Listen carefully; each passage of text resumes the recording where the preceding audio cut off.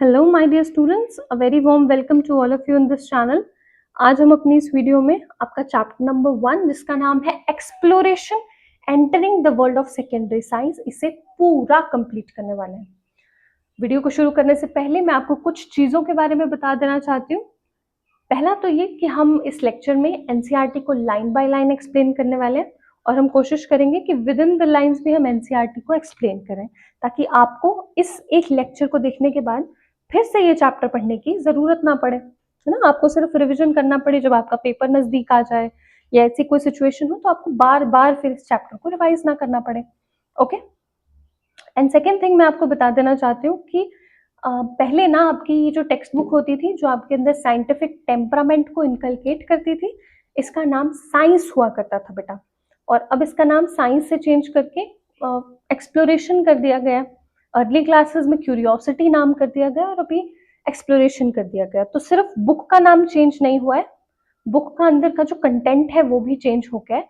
तो अगर आप पहले वाली एनसीईआरटी पढ़ते हैं, जो अभी से पुरानी होती थी, जो आपके भैया दीदी भी पढ़ते होंगे, है ना, एक क्लास बड़े भी होंगे जो आपके भैया दीदी, वो भी यही पढ़ते होंगे पुरानी वाली। तो अब आपको वो नहीं पढ़नी है क्योंकि सिलेबस बिल्कुल चेंज हो गया है। तो कोशिश करनी है कि नई वाली एनसीईआरटी पढ़े। और थोड़ा ना इशू भी चल रहा है कि इतना पब्लिश नहीं हो पा रही है, इतना प्रिंट नहीं हो पा रहा है ये, तो ये वाली एनसीईआरटी है ना एक्सप्लोरेशन वाली।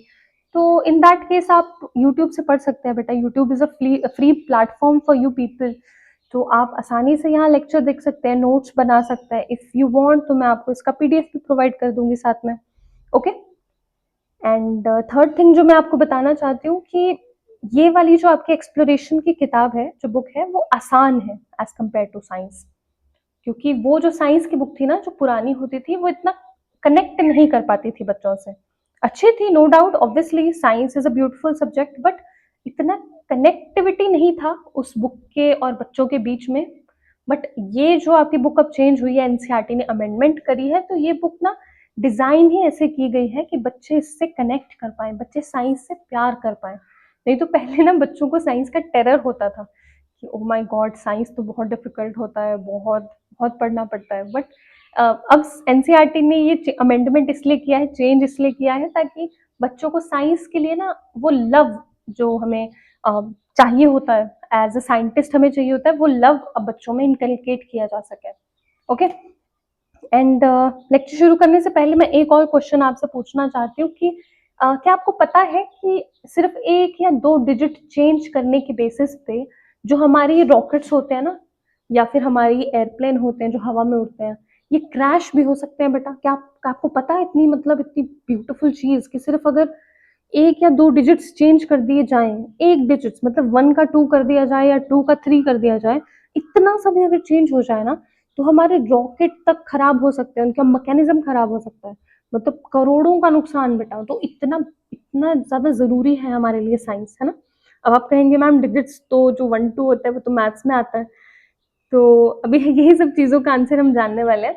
और अगर आपको इसका एक्सप्लेनेशन देना है कि क्यों 1 या 2, 1 2 3 4 ऐसे डिजिट्स चेंज करने की वजह से इतनी बड़ी बड़ी गलतियां भी हो सकती हैं, तो अभी भी अगर आप चाहें तो कमेंट सेक्शन में इसका आंसर दे सकते हैं।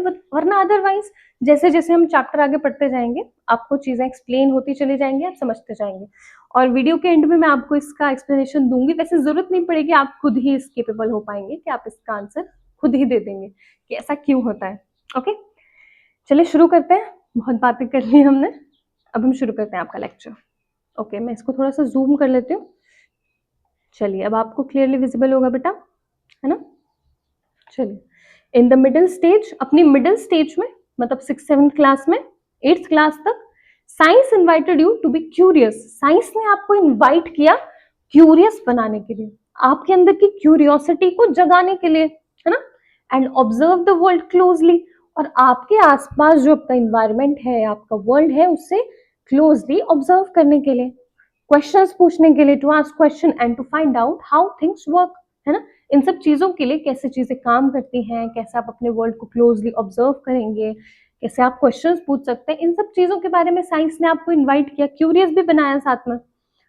इन आवर जर्नी, अपनी इस जर्नी में, we discovered that science begin with wonder. हमने ये डिस्कवर किया, हमने ये जाना कि साइंस की शुरुआत होती है वंडर से। वंडर का मतलब होता है जानने की इच्छा रखना, वांट टू नो, हमारे अंदर वो डिजायर है जानने के लिए। तो ऐसे साइंस की शुरुआत होती है ना। कैसे शुरुआत होती है? जानने की इच्छा रखने से शुरुआत होती है। और ग्रू होता है आगे बढ़ता है थ्रू केयरफुल एक्सपेरिमेंट्स। बाकी फिर जब हम आगे केयरफुल एक्सपेरिमेंट्स करते हैं तो वैसे केयरफुल एक्सपेरिमेंट से साइंस आगे ग्रो होता है। We connected ideas across the world of living and non living. हमने अपनी इस दुनिया में, अपने इस ब्यूटीफुल से वर्ल्ड में लिविंग, जिंदा और जो जिंदा नहीं है, जो नॉन लिविंग है, उन सब के आइडियाज को कनेक्ट किया, है ना। हमने पहले भी पढ़ा अपनी स्टार्टिंग एज में, अब हम आगे उसको और ज्यादा अच्छे से पढ़ने वाले हैं, है ना। As you now enter the secondary stage, this journey continues. अब जैसे आप सेकेंडरी स्टेज में एंटर हो रहे हैं, सेकेंडरी स्टेज मतलब आप 9th क्लास में एंटर हो रहे हैं। 8th क्लास तक, 6th से लेकर 8th क्लास तक आपका मिडिल स्टेज था। 9th क्लास अब आप एंटर हुए तो आप एंटर हुए अपनी सेकेंडरी स्टेज में। Okay, this journey continues. आपकी सेकेंडरी स्टेज में भी अब ये जर्नी कंटिन्यू रहेगी, but with N emphasis on deep exploration. But जो अब इम्फेसिस रहेगा ना बेटा, जो अब आपका रुझान रहेगा, जो आपका मेन फोकस रहेगा, वो डीप एक्सप्लोरेशन की तरफ रहना चाहिए। आपको डीपली चीजों को अब एक्सप्लोर करना है। आपको सिर्फ क्यूरियस नहीं रहना है अब कि आपको जानने की इच्छा ऐसा क्यों हो रहा है या वैसी चीजें क्यों हो रही हैं।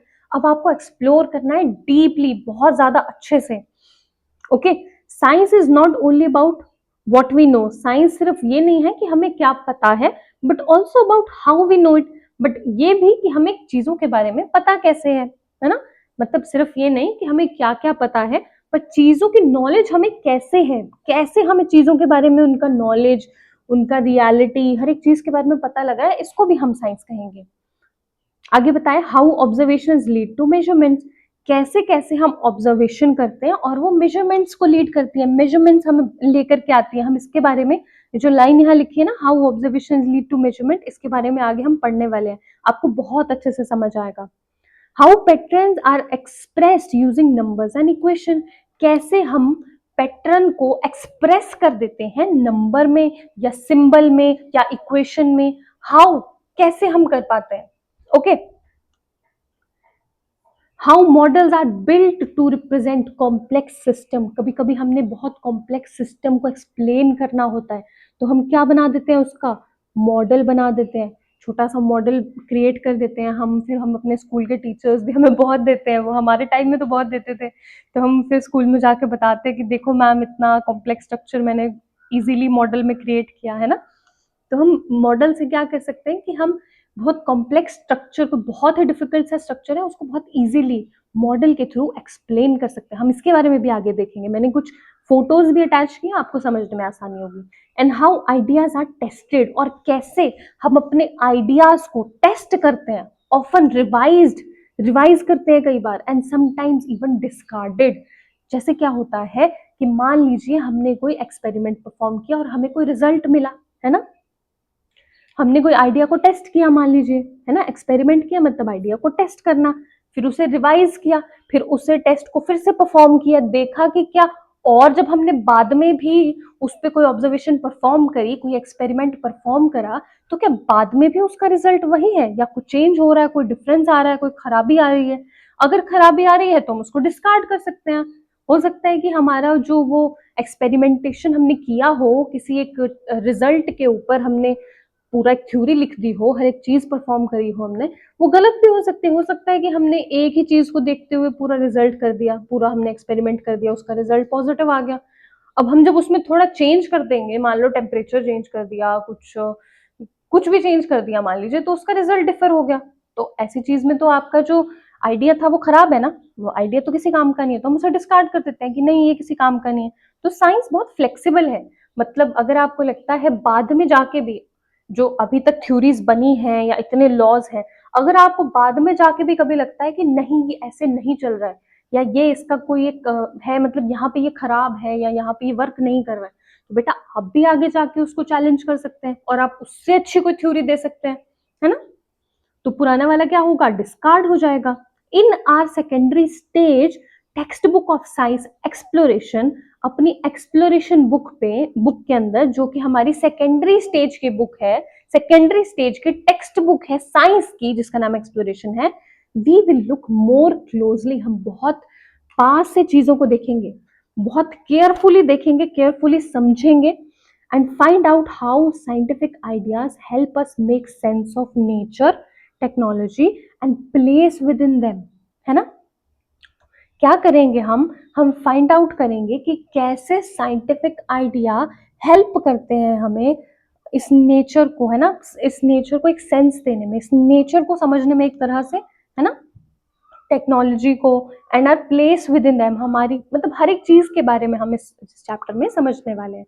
और हम देखेंगे कि एक्सप्लोरेशन कैसे हमारी मदद करता है इन साइंटिफिक आइडियाज को डेवलप करने में। Okay, to reflect the approach of this textbook, the page number have been thoroughly designed. इस टेक्स्ट बुक की अप्रोच को ही आगे आपको दिखाने के लिए कि ये टेक्स्ट बुक आपको बताना क्या चाहती है, पहले बात तो इस पूरे बुक को बहुत ही प्यारे तरीके से आपको डिजाइन करके दिया गया है ना, और पेज नंबर को भी बहुत ब्यूटीफुली डिजाइन किया गया है। मैं भी आपको आगे भी बताऊंगी कि कितना ब्यूटीफुल इसका पूरा लेआउट एनसीईआरटी ने अब बनाया है। कैसा है, फ्रेम किया गया है by a magnifying glass and a compass. Magnifying glass जिससे हम कोई छोटी सी चीज को बहुत बड़ा देख पाते हैं, मैग्नीफाइंग ग्लास, और कंपस मतलब डायरेक्शन के लिए, हमें डायरेक्शन जैसे अगर पता नहीं होती है कि कौन सी नॉर्थ है साउथ है, तो कंपस से हम यूज करते हैं। तो इस चीज को यूज करके, इन दोनों चीजों को यूज करके आपका जो पेज नंबर है ना बेटा, वो डिजाइन किया गया, बड़ा ब्यूटीफुल बनाया गया एनसीईआरटी को इस बार। The magnifying glass symbolizes careful observation। Magnifying glass का मतलब है, मैग्नीफाइंग लेंस या फिर ग्लास हमें ये दिखाता है कि कोई भी ऑब्जर्वेशन को कितना केयरफुली हमें करना है और कितना केयरफुल हम कर सकते हैं। हमें एक्चुअली में यही तो करना है एक्सप्लोरेशन में, कि हमें अपनी ऑब्जर्वेशन को बहुत केयरफुली करना है ना। Noting patterns and paying attention to what might otherwise be missed. हमें क्या करना है, बहुत ही ध्यान से अटेंशन देनी है। क्या होता है, एनसीईआरटी ने यहाँ लिखा है what might otherwise be missed. अगर हम कभी कभी मैग्नीफाइंग लेंस को बिना ले एक्सपेरिमेंट्स करने चले जाएं, तो हो सकता है कि बहुत जो बारीक बारीक चीजें हैं ना, बिल्कुल छोटे छोटे एस्पेक्ट्स हम देखते हैं, वो हम अच्छे से ऑब्जर्व ना कर पाए। पर अगर हम मैग्नीफाइंग लेंस को साथ में लेके जाएंगे एक्सपेरिमेंट करने के लिए, तो हम बिल्कुल छोटी चीज को भी मैग्नीफाइंग करके देख सकते हैं, बिल्कुल छोटी सी चीज को भी बहुत ही बड़े इमेज पे देख सकते हैं। इजीली एक्सप्लेन हो जाएगा हमें चीजों को, मतलब चीजों को एक्सप्लेन, हमारे लिए एक्सप्लेनेशन अच्छा हो पाएगा। अदरवाइज तो हम उसे मिस कर देते, है ना, पर मैग्नीफाइंग लेंस की वजह से हम उसे आसानी से समझ पा रहे हैं। The compass remind us that exploration also needs direction. अब कंपस हमें ये बताती है कि जो एक्सप्लोरेशन हम करते हैं उसमें डायरेक्शन की भी जरूरत है। चूजिंग अप्रोप्रिएट मॉडल, एक सही डायरेक्शन में काम करना जरूरी होता है, सही मॉडल पे अप्रोच लगाना, सही मॉडल को देखना समझना, उस पर काम करना जरूरी होता है। राइट क्वेश्चन पूछना जरूरी होता है, आस्क द राइट क्वेश्चंस, है ना। Know the limits of where our idea apply. अब एक आइडिया को आप पूरी दुनिया पे अप्लाई नहीं कर सकते, हो सकता है एक आइडिया सिर्फ एक ही जगह पे इम्प्लीमेंट होता हो, तो उस चीज के बारे में भी हमें ख्याल रखना पड़ता है। कंपस हमें बताता है कि कैसे हमें अपनी सोच को, अपनी डायरेक्शन को पॉजिटिव रखना है और एक ही जगह फोकस रखना है। हमें बहुत जगह अपनी दिमाग को, अपने आइडियाज को उलझा नहीं लेना है ना। Together, they tell us that exploration in science is not wandering aimlessly। इन दोनों का जब हम साथ में इन दोनों को मिलाते हैं, तो इसका मतलब ये हो जाता है कि साइंस जो है ना, वो सिर्फ एमलेस वॉन्डरिंग करना नहीं है। मतलब आपका कोई एम नहीं है, कुछ नहीं पता आपको, बस आप ऐसे ही ढूंढते जा रहे हैं, ऐसी इच्छा है बस आपके मन के अंदर। एमलेस नहीं है आपका वॉन्डर करना, but trying to make sense of our environment with care and purpose. But हमारा जो वर्ल्ड है उसको केयरफुली एक्सपेरिमेंटेशन से ऑब्जर्व करना और एक पर्पस के साथ चीजों को समझना और उसे साइंस के रूप में समझना और आगे इंप्लीमेंट करना, ये हमारा मतलब है। मतलब कि एमलेस नहीं होना है, हमें हमें एम रखना है, फोकस रखना है, और उसी फोकस पे, उसी एम पे हमने काम करना है, केयरफुल काम करना है, उसको अपना पर्पस बनाना है और साइंस को आगे परफॉर्म करना है। समझ आ गया होगा आपको पेज नंबर 1। अब हम पेज नंबर 2 पे आते हैं। ये जो यहाँ पे पैसेज है ना, इसे मैं सिर्फ अभी आपको NCERT line by line explain करूंगी, इतना सा पैसेज, और इसकी कुछ इमेज मैंने आगे ऐड की है, फिर मैं आपको डायरेक्ट उन इमेजेस पे लेकर के जाऊंगी और इमेजेस से एक्सप्लेन करूंगी। मतलब अगर आपको भी ये पैसेज अच्छे से समझ ना आए तो होल्ड करके रखना, आगे इमेज से आपको इजीली क्लियर होगा। पहले हम सिर्फ क्या करते हैं, हम इसे एनसीईआरटी को सिर्फ लाइन बाय लाइन यहाँ से समझ लेते हैं। चलो, the natural world is complex, हमारा नेचुरल वर्ल्ड कम्प्लेक्स है, and studying it in full detail is often impossible. और फुल डिटेल में इसे पढ़ पाना, हर एक चीज के बारे में पढ़ पाना कई बार बहुत मुश्किल हो जाता है, इम्पॉसिबल हो जाता है। To make sense of this complexity, इस कॉम्प्लेक्सिटी को सेंस बनाने के लिए, इस कॉम्प्लेक्सिटी को थोड़ा एक इजी तरीका बनाने के लिए, इस कॉम्प्लेक्सिटी को आसान बनाने के लिए science uses model, science models का यूज करता है।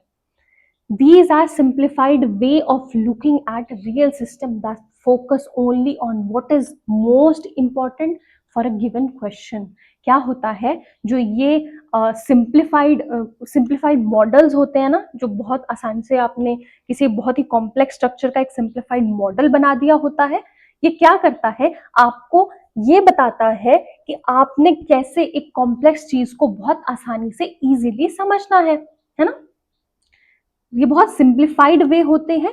किस चीज के सिंप्लीफाइड वे, एक रियल सिस्टम को समझने के और फोकस करने के, only on what is more important, क्या क्या ज्यादा इंपॉर्टेंट है सिर्फ उसको समझने के लिए, फॉर अ गिवन क्वेश्चन, किसी भी क्वेश्चन से रिलेटेड जो इंपॉर्टेंट है उसे समझने में, है ना। In physics a moving car may be represented as a single point, एक इतनी बड़ी कार को हम फिजिक्स में एक सिंगल पॉइंट की तरह एक्सप्लेन कर लेते हैं। और while in chemistry atoms and molecules are drawn as spheres and bond, और वहीं पे केमिस्ट्री में जो एटम है या जो मॉलिक्यूल है उनको हम इतने बड़े बड़े स्फीयर्स या बॉन्ड बना के एक्सप्लेन करते हैं, और वहीं हम इतनी बड़ी कार को इतना छोटा सा पॉइंट बना के एक्सप्लेन कर रहे हैं। बड़ा अजीब है ना वैसे ये, आगे हम इसे जानने वाले हैं। In biology, cells are shown as diagrams highlighting key parts, और वैसे ही जो हमारी बायोलॉजी होती है, जो हम लिविंग थिंग्स की स्टडी करते हैं, उसमें हम जब सेल की स्टडी करते हैं तो हम प्रॉपर एक डायग्राम बना लेते हैं, और सेल के अंदर, इतने छोटे से सेल के अंदर जो चीजें हैं, जो पार्ट प्रेजेंट है, उसको हाईलाइट करते हैं और उसके बारे में समझते हैं। और फिर एक आ जाता है अर्थ साइंस। अर्थ साइंस में हम क्या करते हैं, ये देखते हैं। The earth may be treated as a smooth sphere layered into distinct region, है ना। अर्थ को हम ट्रीट करते हैं लेयर के रूप में, जिसके कि अपने अपने डिफरेंट डिफरेंट रीजन होते हैं। Building such model involves making assumptions and deliberately ignoring certain details। अब ऐसे मॉडल्स को जब हम बनाते हैं तो हमें कुछ ना assumptions भी लेनी पड़ती हैं, है ना। कुछ कुछ assumptions हमें अपने हिसाब से लेनी पड़ती हैं, और डेलिबरेटली हमें इग्नोर भी करना पड़ता है काफी सारी चीजों को, क्योंकि हम क्या है कि हम हर चीज को इंक्लूड नहीं कर सकते, है ना, और हर चीज को छोड़ भी नहीं सकते। तो हमें उसके हिसाब से थोड़ा सा मैनेज करना पड़ता है। जो इंपॉर्टेंट चीजें हैं उनको रखना पड़ता है, और जो इंपॉर्टेंट चीजें नहीं है उनको हमें निग्लेक्ट भी करना पड़ता है। For example, when studying the motion of a falling object, एक फॉलिंग ऑब्जेक्ट का, एक मान ली ऊपर से कोई चीज नीचे गिर रही है, हाइट से कोई चीज नीचे गिर रही है ना। व्हेन स्टडिंग द मोशन, उसका मोशन स्टडी करते वक्त एयर रेजिस्टेंस को हमें निग्लेक्ट करना पड़ता है। जो एयर, हमारे आसपास की एयर उस पे फोर्स लगा रही होगी, रेजिस्टेंस रोक रही होगी उसको, है ना, उसको हमें निग्लेक्ट करना पड़ता है। मान लीजिए बहुत हाइट से कोई बॉल गिरती है नीचे, जमीन पे आप कोई बॉल गिराते हैं, तो नीचे से भी ना, जमीन की तरफ से भी एक फोर्स उस बॉल पे लग रही होती है। जिस दौरान वो बॉल आपने ऊपर से फेंकी और वो रास्ते में है, वो नीचे गिर रही है, तो ऊपर उस बॉल को भी नीचे जमीन पर से कुछ रेजिस्टेंस लग रहा है ना, कुछ एक दबाव फील हो रहा है। तो क्या होता है कि जब हम मॉडल बनाने लगते हैं कोई फॉलिंग ऑब्जेक्ट का, मान ली इस बॉल का ही हम बनाने लगते हैं, तो वो जो एयर रेजिस्टेंस है ना बेटा, उस एयर रेजिस्टेंस को हमें कभी कभी निग्लेक्ट करना पड़ता है। कभी कभी क्या, हमेशा ही निग्लेक्ट करना पड़ता है हमें, अगर हम ये दिखाना चाहते हैं कि कोई ऑब्जेक्ट ऊपर से फ्री फॉल कर रहा है, गिर रहा है ना। To understand the basic effect of gravity, क्योंकि हमें बेसिक इफेक्ट ऑफ ग्रेविटी ही जानना है, हमें सिर्फ ये जानना है कि बॉल नीचे गिरती है, ऊपर से हम बॉल को फेंक रहे हैं, वो नीचे गिरती है। अब ऊपर से आप इंसान को फेंके, मान लें अच्छा इंसान है, बुरा इंसान है, नीचे गिरेगा, ऐसा तो है नहीं कि अच्छा इंसान उड़ जाएगा, उड़ते उड़ते वापस पहुंच जाएगा और नीचे गंदा इंसान गिरेगा, गिरेंगे, दोनों ही गिरेंगे, है ना। तो ग्रेविटी दोनों पे काम करेगी। तो ऐसी चीजें होती हैं, जब हमें ग्रेविटी के बारे में बताना है तो हमें एयर रेजिस्टेंस को थोड़ा निग्लेक्ट करना पड़ेगा। अब बात करते हैं बायोलॉजी की। In biology when studying how the heart pumps blood, पहली बात तो इसे हार्ट पढ़ना है, इसे हर्ट नहीं पढ़ना। हर्ट का मतलब होता है दुख देना, हार्ट पढ़ना है इसे, okay. In biology when studying about the heart pump, when studying how the heart pumps blood, जब हम बायोलॉजी में पढ़ते हैं कि कैसे हमारा हार्ट, हमारा दिल है ना, उसे वो ब्लड को पंप करता है, many individual cells are ignored, बहुत सारे जो इंडिविजुअल सेल्स हैं उसे हम इग्नोर कर देते हैं और सिर्फ हम ऑर्गन की ही स्टडी करते हैं, है ना। क्या करते हैं हम, इग्नोर कर देते हैं सेल्स को, so that the organ can be understood as functioning system, ताकि हम जो ऑर्गन है, जो इंपॉर्टेंट ऑर्गन है, उसकी फंक्शनिंग के सिस्टम को अच्छे से समझ पाए। अगर हम मान लें एक एक सेल की स्टडी करने लग गए, जो इतना जरूरी नहीं होता है वैसे, तो कितने सेल्स होते हैं बेटा, बिलियंस ऑफ सेल होंगे, हम तो फिर सेल की स्टडी करते रह जाएंगे। और सबका फंक्शन एक जैसा है, सब एक जैसे दिखते हैं लगभग, है ना। तो कोई फायदा नहीं रहेगा उस चीज का। तो हम एक पूरे ऑर्गन की ही स्टडी कर लेते हैं, ताकि हम उसका फंक्शन और उसका सिस्टम, उसका मैकेनिज्म अच्छे से समझ सके। Remember that these choices are not mistakes. अब आपने ये याद रखना है कि ये जो चॉइसेस हमने यहाँ बनाई है ना, कि हम क्या करेंगे, हम उसे निग्लेक्ट कर देंगे या हम उस चीज को ज्यादा इंफोसिस देंगे, मेन फोकस देंगे, तो आपने ये याद रखना है कि ये कोई मिस्टेक नहीं है, ये कोई गलती नहीं है, ये चीजों को पर्पसफुली किया गया है। They are done on purpose, on purpose. करना था हमें, हमने तभी ऐसा किया, हमने जानबूझ के उनको बाय मिस्टेक या गलती से हमने छोड़ दिया, ऐसा नहीं हुआ है। और ऐसा हमने किया क्यों है, to keep things simple enough, चीजों को आसान बनाए रखने के लिए हमने ऐसा किया। But still allow us to find answer to what we are looking for. हमने चीजों को आसान भी बना दिया, और क्या हुआ, आसान बनाने के साथ साथ हमें चीजों के आंसर्स भी पता लगते हैं। अब जैसे मैंने कहा था कि ये पहले हम पैराग्राफ यहाँ से पढ़ेंगे, उसके बाद हम इसे इमेजेस के रूप में मैं आपको दिखाऊंगी। मैंने आगे इसकी इमेजेस ऐड की हैं, मैं आपको यहाँ से समझा देती हूँ। ओके, जैसे ये देखिए मॉडल है, यहाँ पे बहुत ज्यादा टाइम नहीं लगेगा, पर इमेज से मुझे ऐसा लगता है कि मेरे बच्चों को इमेज से चीजें ना आसानी से समझ आ जाती हैं। ठीक है, चलो मैं समझा देती हूँ फटाफट। रेन वाटर हार्वेस्टिंग है, यहाँ पे देखो ये एक मॉडल बना हुआ है, ब्यूटीफुल सा मॉडल, है ना। अब क्या होगा, मान लीजिए कि हमने रेन वाटर हार्वेस्टिंग के बारे में बताना है ना। तो रेन वाटर हार्वेस्टिंग का हम मॉडल बना सकते हैं। मॉडल से हम काफी चीजों को समझ जाएंगे कि देखिए यहाँ पे पानी इकट्ठा हुआ था, यहाँ से वो नीचे आया, और यहाँ से हमने वो खेतों के लिए भी यूज कर लिया, नॉर्मल चीजों के लिए भी यूज कर लिया, है ना। तो ऐसे हम मॉडल बना सकते हैं, जिससे कि हम कॉम्प्लेक्स चीजों को आसानी से समझ जाएंगे। अब एटम के बारे में मैं आपको बेटा बताना चाहती हूँ। एटम ना कई बार समझना बड़ा डिफिकल्ट हो जाता है आपकी क्लास के बच्चों के लिए, तो यहाँ पे हम उसको थोड़ा सा समझते हैं। आपने बस इस एक चीज पे फोकस करना है। और इधर ये आपका हाथ है ना, मान लें आपकी एक फिंगर है, आपकी फिंगर पे ना ये एक सैंड का मान लें पार्टिकल है, ठीक है। इतना छोटा सा होता है सैंड का पार्टिकल, आपको पता होगा रेत होती है जो हमारे बाहर, रेत का एक छोटा सा कण उठा लीजिए, उसको थोड़ा साफ करिए, बिल्कुल एक ही कण आपको अपनी उंगली पे रखना है, फिंगर पे रखना है, इतना सा ही होगा लगभग। ये आपकी फिंगर है, फिंगर के ऊपर आपने वो रेत रख दिया, रेत का बस एक कण रख दिया, इतना सा दिखेगा आपको वो। अब यहाँ देखिए, यहाँ आ जाइए, हाउ मेनी एटम्स, मैं आपको विजुअलाइज कराती हूँ, चलो। एक ग्रेन ऑफ सैंड है ये, जिसकी हम बात कर रहे हैं, ओके। एक ग्रेन ऑफ सैंड में, मतलब इसमें एक ग्रेन ऑफ सैंड में हमारे पास ऑफ बिलियंस एटम्स प्रेजेंट होंगे। इतने सारे बेटा, मैं तो गिन भी नहीं पाऊंगी इतने सारे जीरोस को। ये 1 2 3 4 5 6 7 8 9 10 11 12 13 है बेटा, 13 जीरो, है ना। 13 जीरो लगे हैं इस डिजिट के आगे, डिजिट के पीछे, सॉरी। तो इतने एटम्स हैं, किसमें है, इतने से कण में, इतने से ग्रेन में, है ना। इतने सैंड के ग्रेन में इतने सारे एटम्स हैं बेटा। तो इतने एटम होते हैं, इससे ज्यादा भी हो सकते हैं, ओके। इतनी छोटी सी चीज में, इतने छोटे से पार्टिकल में, इतना छोटा जो हमें दिख रहा है, इसमें इतने सारे एटम्स हो सकते हैं, ओके।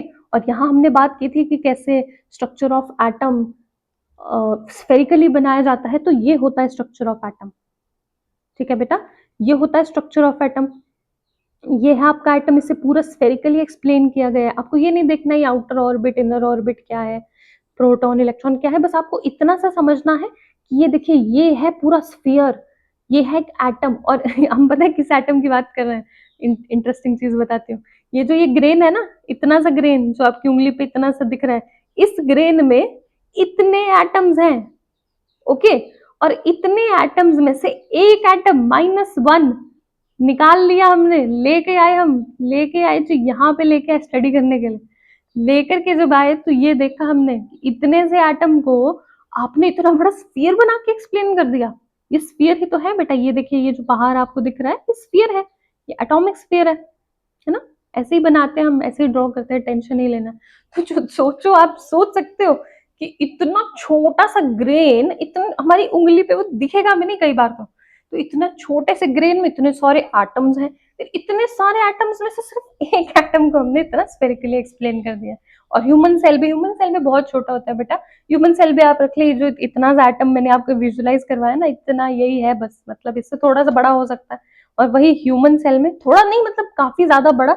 अभी आपको उसकी डेप्थ में नहीं जाना है कितना बड़ा कितना छोटा, बट ये समझ लें कि बहुत छोटा होता है साइज में, यही इतना ही समझ लें, वैसे आपको कोई प्रॉब्लम नहीं होगी।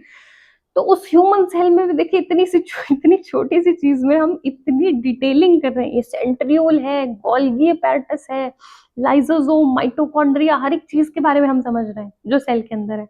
और वहीं बेटा इतनी बड़ी गाड़ियां जो हम देखते हैं ना, इतनी बड़ी बड़ी, किसी के पास लैम्बोर्गिनी होती है, बीएमडब्ल्यू होती है, बड़ी बड़ी गाड़ियां होती हैं, आपको तो बहुत अच्छे अच्छे नाम पता होंगे गाड़ियों के। तो वो सभी गाड़ियों को हम पॉइंट मास बना देते हैं, इतना सा बना देते हैं, इतनू सा, जब हम फिजिक्स पढ़ते हैं इतनू सा बना देते हैं। और ह्यूमन सेल को जो इतना छोटा है, या एटम को जो मैंने अभी बताया इतना छोटा है एटम, उसको इतना बड़ा दिखा रहे हैं हम। तो काफी स्ट्रेंज है ये। पर क्या होता है ना कि साइंस को हम अपने हिसाब से मॉडिफाई कर लेते हैं थोड़ा सा, और अपनी कन्वीनियंस के हिसाब से हम उसे स्टडी करते हैं। आगे यहाँ देखिए, जैसे हमने लेयर्स बताया था कि अर्थ के लेयर को हम जो हम ज्योग्राफी में पढ़ते हैं या फिर अर्थ साइंस में पढ़ते हैं, तो वो ऐसे पढ़ते हैं, ये लेयर्स ऑफ अर्थ है। इसके बारे में भी आपको ज्यादा नहीं पढ़ना है, बस ऐसे है कि पहले ये क्रस्ट होता है, ट्रफ हो रही हूँ, क्रस्ट होता है, lithosphere, asthenosphere, mantle crust, mental के अंदर सबसे अंदर कोर होता है, ऐसे ऐसे होता है ना, ये सब चीजें होती है। तो आई होप मैं आपको विजुअलाइज करवा पाई हूँ। बाकी हम थोड़ा एनसीईआरटी पढ़ लेते हैं। तो काफी अजीब है ना बेटा ये, मुझे कमेंट सेक्शन में बताना कि इतनी बड़ी गाड़ी को तो हमने पॉइंट मास बना दिया, और इतने से एटम को, इतने छोटे से एटम को जिसको मैं विजुअलाइज करने में भी इतना टाइम लग रहा है, उस इतने छोटे से एटम को हमने इतना बड़ा बना दिया। थोड़ा अजीब लग रहा होगा ना आपको, कोई बात नहीं। चलिए एग्जाम्पल 1.1 देखते हैं। अब हम एक क्रिकेट शॉट की बात करते हैं। क्रिकेट में हमने छक्का मारा मान लीजिए, है ना, या चौका मारा, हमने क्रिकेट खेल रहे थे। Think of a cricket ball, एक क्रिकेट बॉल के बारे में सोचिए, being hit for a six, एक सिक्स मारने के लिए उस बॉल को हिट किया गया। You want to make a simple model. अब हमने जैसे देखा कि रेन वाटर हार्वेस्ट का हमने एक मॉडल बनाया, वैसे ही आपको एक मॉडल बनाना है ऐसे एक क्रिकेट बॉल का। What details would you include, अब आप क्या क्या डिटेल्स को इंक्लूड करेंगे।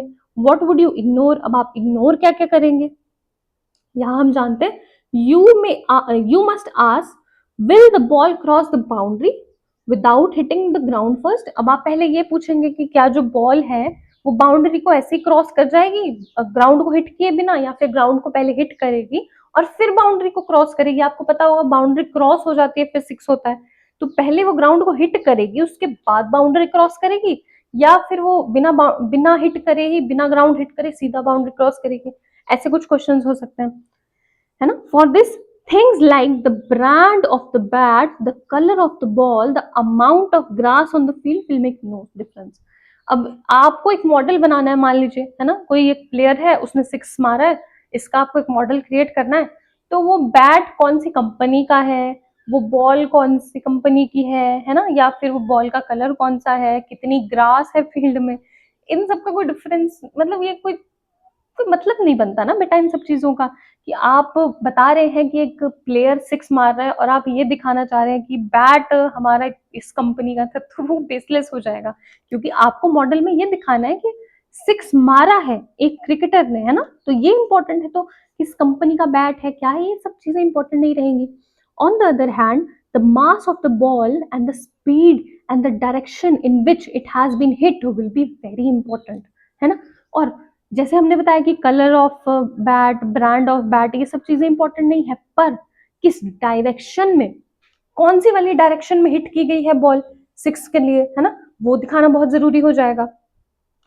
Air resistance, the spin of the ball and the stitching of the threads at the seam have smaller effect. मतलब जो बॉल है ना बेटा, उसके ऊपर जो धागे से जिससे स्टिचिंग की गई है वो दिखाना तो बिल्कुल भी जरूरी नहीं। किसको फर्क पड़ रहा है कि कौन सा धागा यूज किया है, कॉटन का धागा यूज किया है, नाइलॉन का यूज किया, क्या फर्क पड़ रहा है। हमें तो ये देखना है ना कि क्रिकेटर ने सिक्स मारा है, तो क्रिकेटर के सिक्स मारते हुए मॉडल में बॉल की बॉल की जो स्टिचिंग है उसका धागा कौन सा है, इसका क्या मतलब बन जाएगा। ये कोई यूपीएससी थोड़ी है जहां हमने देखना है कि हाँ बॉल के अंदर स्टिचिंग का धागा कौन सा है, तो ऐसा नहीं होता है।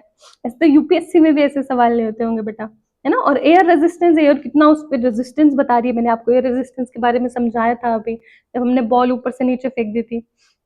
Spin of the ball, ball कितना घूम रही है, नहीं घूम रही है। घूमती हुई बॉल को हम क्या, हमें क्या मतलब बनता है बॉल घूमी नहीं घूमी, हमें तो ये बताना है कि बॉल सिक्स के लिए बाउंड्री से बाहर गई, है ना। एंड ये चीजें इतनी इंपॉर्टेंट नहीं है, इसलिए हम इसे इग्नोर कर सकते हैं अपने सिंपल मॉडल में। As we build more and more complex model, अब हम जैसे कम्प्लेक्स मॉडल बनाते जाएंगे, we add extra detail for greater accuracy, वैसे ही हम ग्रेटर एक्यूरेसी के लिए और ज्यादा डिटेल ऐड करते जाएंगे जो जो हमें लगेगा कि जरूरी है। अब हम एक साइंटिस्ट से मीट करते हैं, चलो ये हमने समझ लिया, मे बी आपको समझ आ गया होगा। अब हम एक साइंटिस्ट से मुलाकात करते हैं, ठीक है। मेघनाथ शाह, ओके, इनको इंडियन पोस्टेज स्टैम्प के ऊपर इनको लगाया गया है ना। इन्होंने क्या किया, सिंप्लीफाइंग द स्टार्स, स्टार्स को थोड़ा सिंप्लीफाई किया। Science often began by ignoring details. Science क्या होता है ना बेटा, कभी कभी हमें, या फिर कभी कभी नहीं, मैक्सिमम टाइम्स हमें क्या करना पड़ता है, जो बहुत सारी डिटेल होती है ना, हर एक छोटे से छोटी बारीकी, उसे इग्नोर करना पड़ता है और सिर्फ फोकस करना पड़ता है मेन मेन कंसेप्ट पे, है ना। Science often begins by ignoring details. When physicist Meghnad Saha studied the light from stars, Meghnad Saha ji ने जब लाइट की स्टडी करी, स्टार से जो आ रही थी लाइट उनकी, he did not try to model every atom, तो उन्होंने हर एक एटम के बारे में नहीं बताया, हर एक एटम को डायग्राम नहीं किया उन्होंने कि हर एक एटम के बारे में वो डायग्राम बना रहे हैं, उसका मॉडल बना रहे हैं, ऐसा नहीं किया। एवरी रिएक्शन नहीं किया, या फिर every moment inside a star, है ना, हर एक जो मूवमेंट हो रहा है, जो चेंज हो रहा है, जो वो चल रहा है, कुछ भी कर रहा है, उसको हमने नहीं किया, पोर्ट्रे नहीं किया हमने मॉडल के अंदर। इंस्टेड, बल्कि he treated the matter in the star as a hot gas, but उन्होंने क्या किया, स्टार के अंदर जो हॉट गैस प्रेजेंट थी उसको स्टडी किया। इग्नोर्ड मेनी कॉम्प्लेक्स प्रोसेसेस, बहुत सारे कॉम्प्लेक्स प्रोसेसेस को उन्हें इग्नोर भी करना पड़ा। Focused only on temperature, pressure and how atom performed, atom formed ion, कैसे कैसे एटम ने आयन बनाया, इसके बारे में हम आगे अपनी फर्दर क्लासेस में जानेंगे, है ना। एटम इलेक्ट्रॉन लूज करता है या पॉजिट्रॉन लूज करता है, वो सब चीजों के बारे में हमें समझेंगे। पर इन्होंने क्या किया, मेघनाथ साहा जी ने, ये बताने चाह रही है आपको एनसीईआरटी की, बहुत सारी चीजों को इन्होंने इग्नोर किया और बहुत सारी चीजों को इन्होंने बहुत डिटेल में समझा बेटा, है ना। The simplification allow him to explain how the colour of star is deeply connected to their temperature, और इसी चीज की वजह से, इसी जो नॉट सो इम्पोर्टेंट चीजों को इग्नोर करने की वजह से और इंपॉर्टेंट चीजों को डीपली स्टडी करने की वजह से ही ये इतना बड़ा कंसेप्ट हमें समझा पाए कि कैसे एक स्टार का कलर, है ना, सिर्फ एक स्टार का कलर ये बता देता है कि वो स्टार कितना टेम्परेचर है, उस स्टार के अंदर कितना गर्म है वो, है ना। तो मेघनाथ साहा जी ने इसके बारे में हमें बताया।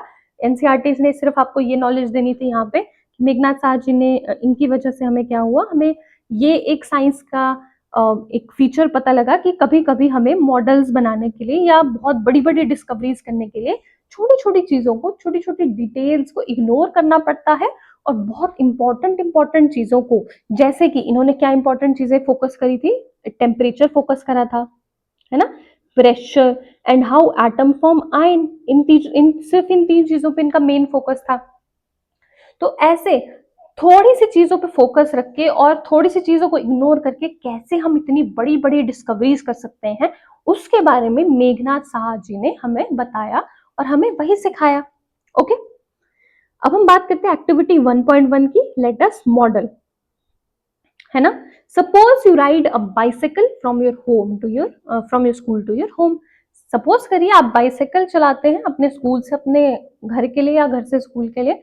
You want to model the time it takes to go home from school. आप मॉडल करना चाहते हैं कि कितना टाइम आपको इस चीज में लगा, चाहे आप घर से स्कूल ले लें या स्कूल से घर ले लें।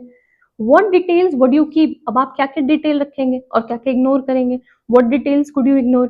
Suggest why ignoring some details may actually be useful. अब आप ये सजेस्ट करिए कि क्यों कुछ चीजों को इग्नोर करना ठीक है, बेहतर है, यूजफुल रहेगा, और कुछ चीजों को ज्यादा इम्फेसिस करना यूजफुल रहेगा। As you explore science more deeply, जैसे जैसे आप साइंस को मोर डीपली एक्सप्लोर करते जाएंगे, यू विल नोटिस, आप ये नोटिस करेंगे that it uses language in a very careful and precise वे। आप ये जानेंगे कि साइंस में कैसे लैंग्वेज का यूज किया जाता है, बहुत केयरफुली और बहुत प्रिसाइज वे में, बहुत सलीके से, बहुत केयरफुली, बहुत अच्छे वे में, प्रिसाइज वे में हमें साइंस में लैंग्वेज का यूज करना पड़ता है। Many words that we use in everyday life, such as force, work, cell or reaction, have specific meaning in science. अब क्या होता है ना, हम नॉर्मल लैंग्वेज में फोर्स, वर्क, सेल, रिएक्शन, इन वर्ड्स का ना डिफरेंट यूज करते हैं, बट साइंस में ना इनका जो मतलब होता है वो डिफरेंट होता है। अब हर एक चीज आपको इस चैप्टर में समझ नहीं आएगी, आपको लेक्चर को लाइक कर देना है, चैनल को सब्सक्राइब करना है। उससे क्या होगा कि जैसे जैसे ये फोर्स का कंसेप्ट, वर्क का कंसेप्ट, सेल का कंसेप्ट, ये साइंस में क्या है आपको पता चलता रहेगा। जैसे जैसे आप साइंस के बारे में आगे पढ़ते रहेंगे, एक्सप्लोरेशन के बारे में आगे पढ़ते रहेंगे आगे के चैप्टर्स में, तो आपको समझ आता रहेगा। These meanings are often very specific. ये जो मीनिंग है ना, ये जो सारे मीनिंग है, ये बहुत स्पेसिफिक होते हैं, because scientific idea must be communicated clearly and unambiguously. क्योंकि साइंटिफिक जो आइडियाज है ना, उनको बहुत केयरफुली, बहुत क्लियरली, बहुत साफ तरीके से कम्युनिकेट करना पड़ता है। इसलिए इन सब चीजों का जो आगे हमने अभी यहाँ पे पढ़े, फोर्स पढ़ा, वर्क, सेल, रिएक्शन, इन सभी का मतलब साइंस में थोड़ा सा डिफर होता है, वो हमें समझना है आगे। To allow scientists across the world to describe observation, compare results, and build ideas together, science uses a shared language for these specific terms, symbols, and units. Scientist के लिए इजी बनाने के लिए उनकी ऑब्जर्वेशन को, उनके रिजल्ट को और आइडियाज को, जितने भी डिफरेंट डिफरेंट साइंटिस्ट के दिमाग में आइडियाज हैं, उनको अच्छे से समझने के लिए या फिर आपस में साइंटिस्ट का कोऑर्डिनेशन बनाने के लिए साइंस क्या करता है, एक लैंग्वेज का यूज करता है जो कि स्पेसिफिक टर्म्स को, स्पेसिफिक सिंबल्स को या यूनिट्स को रिप्रेजेंट करती है, और हर एक साइंटिस्ट उन्हीं लैंग्वेजेस के सिंबल, यूनिट, उन सबको फॉलो करता है। Quantities such as mass, velocity, force and electric current are represented by symbol। जैसे कि जो ये ऊपर आपने क्वांटिटीज अभी देखी, जो मास देखा उसको हम m से डिनोट करते हैं, m लिखते हैं, हमने मास लिखना होता है कभी, वेलोसिटी को v लिखना होता है, फोर्स को f लिखते हैं हम, और इलेक्ट्रिक करंट को हम I लिखते हैं। Each associated with a defined unit, हर एक की एक डिफाइंड यूनिट होती है। ओके, क्यों होती है बेटा? इसका जो मेन रीजन होता है ना, एक मिनट, हाँ, इसका जो मेन रीजन ये होता है कि हम आपस में जितने भी साइंटिस्ट हैं उनके बीच में कोऑर्डिनेशन एस्टैब्लिश कर पाए, बाद में साइंटिस्ट को कोई प्रॉब्लम ना हो समझने में कि एक्चुअली में बात किस चीज की जा रही है, क्या प्रॉब्लम है, हर एक चीज के बारे में। Okay, to make this even more precise, इसे और भी ज्यादा प्रिसाइज बनाने के लिए science often turns to mathematics to allow relationship between quantities to be expressed clearly and tested carefully. कभी कभी ना science often turns to mathematics, science में कभी कभी मैथमेटिक्स की भी हेल्प लेने लगता है रिलेशनशिप एस्टैब्लिश करने के लिए क्वांटिटीज के बीच में।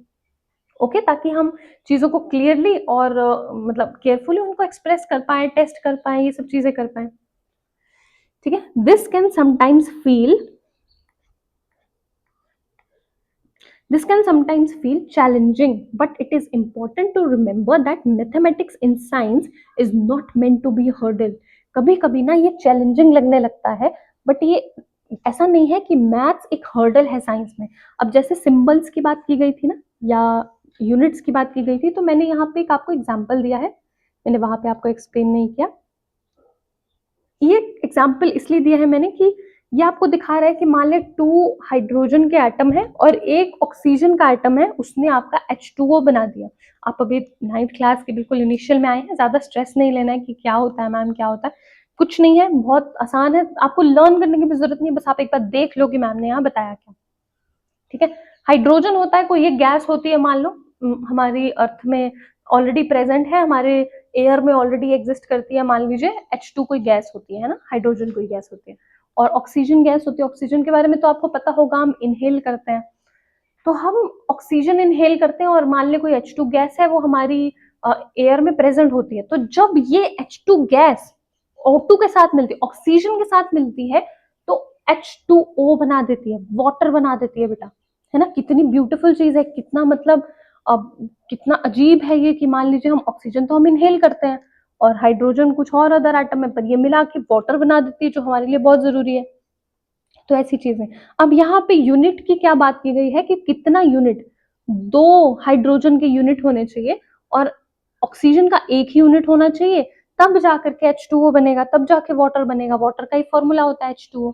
तो ये सभी चीजें हमें जब हम मैथ्स की हेल्प लेते हैं, यहाँ लिखते हैं कि 2 चाहिए, 1 चाहिए एटम, 2 चाहिए, 4 चाहिए, तो मैथ्स की ऐसी हेल्प से हम चीजों को बहुत आसान बना देते हैं।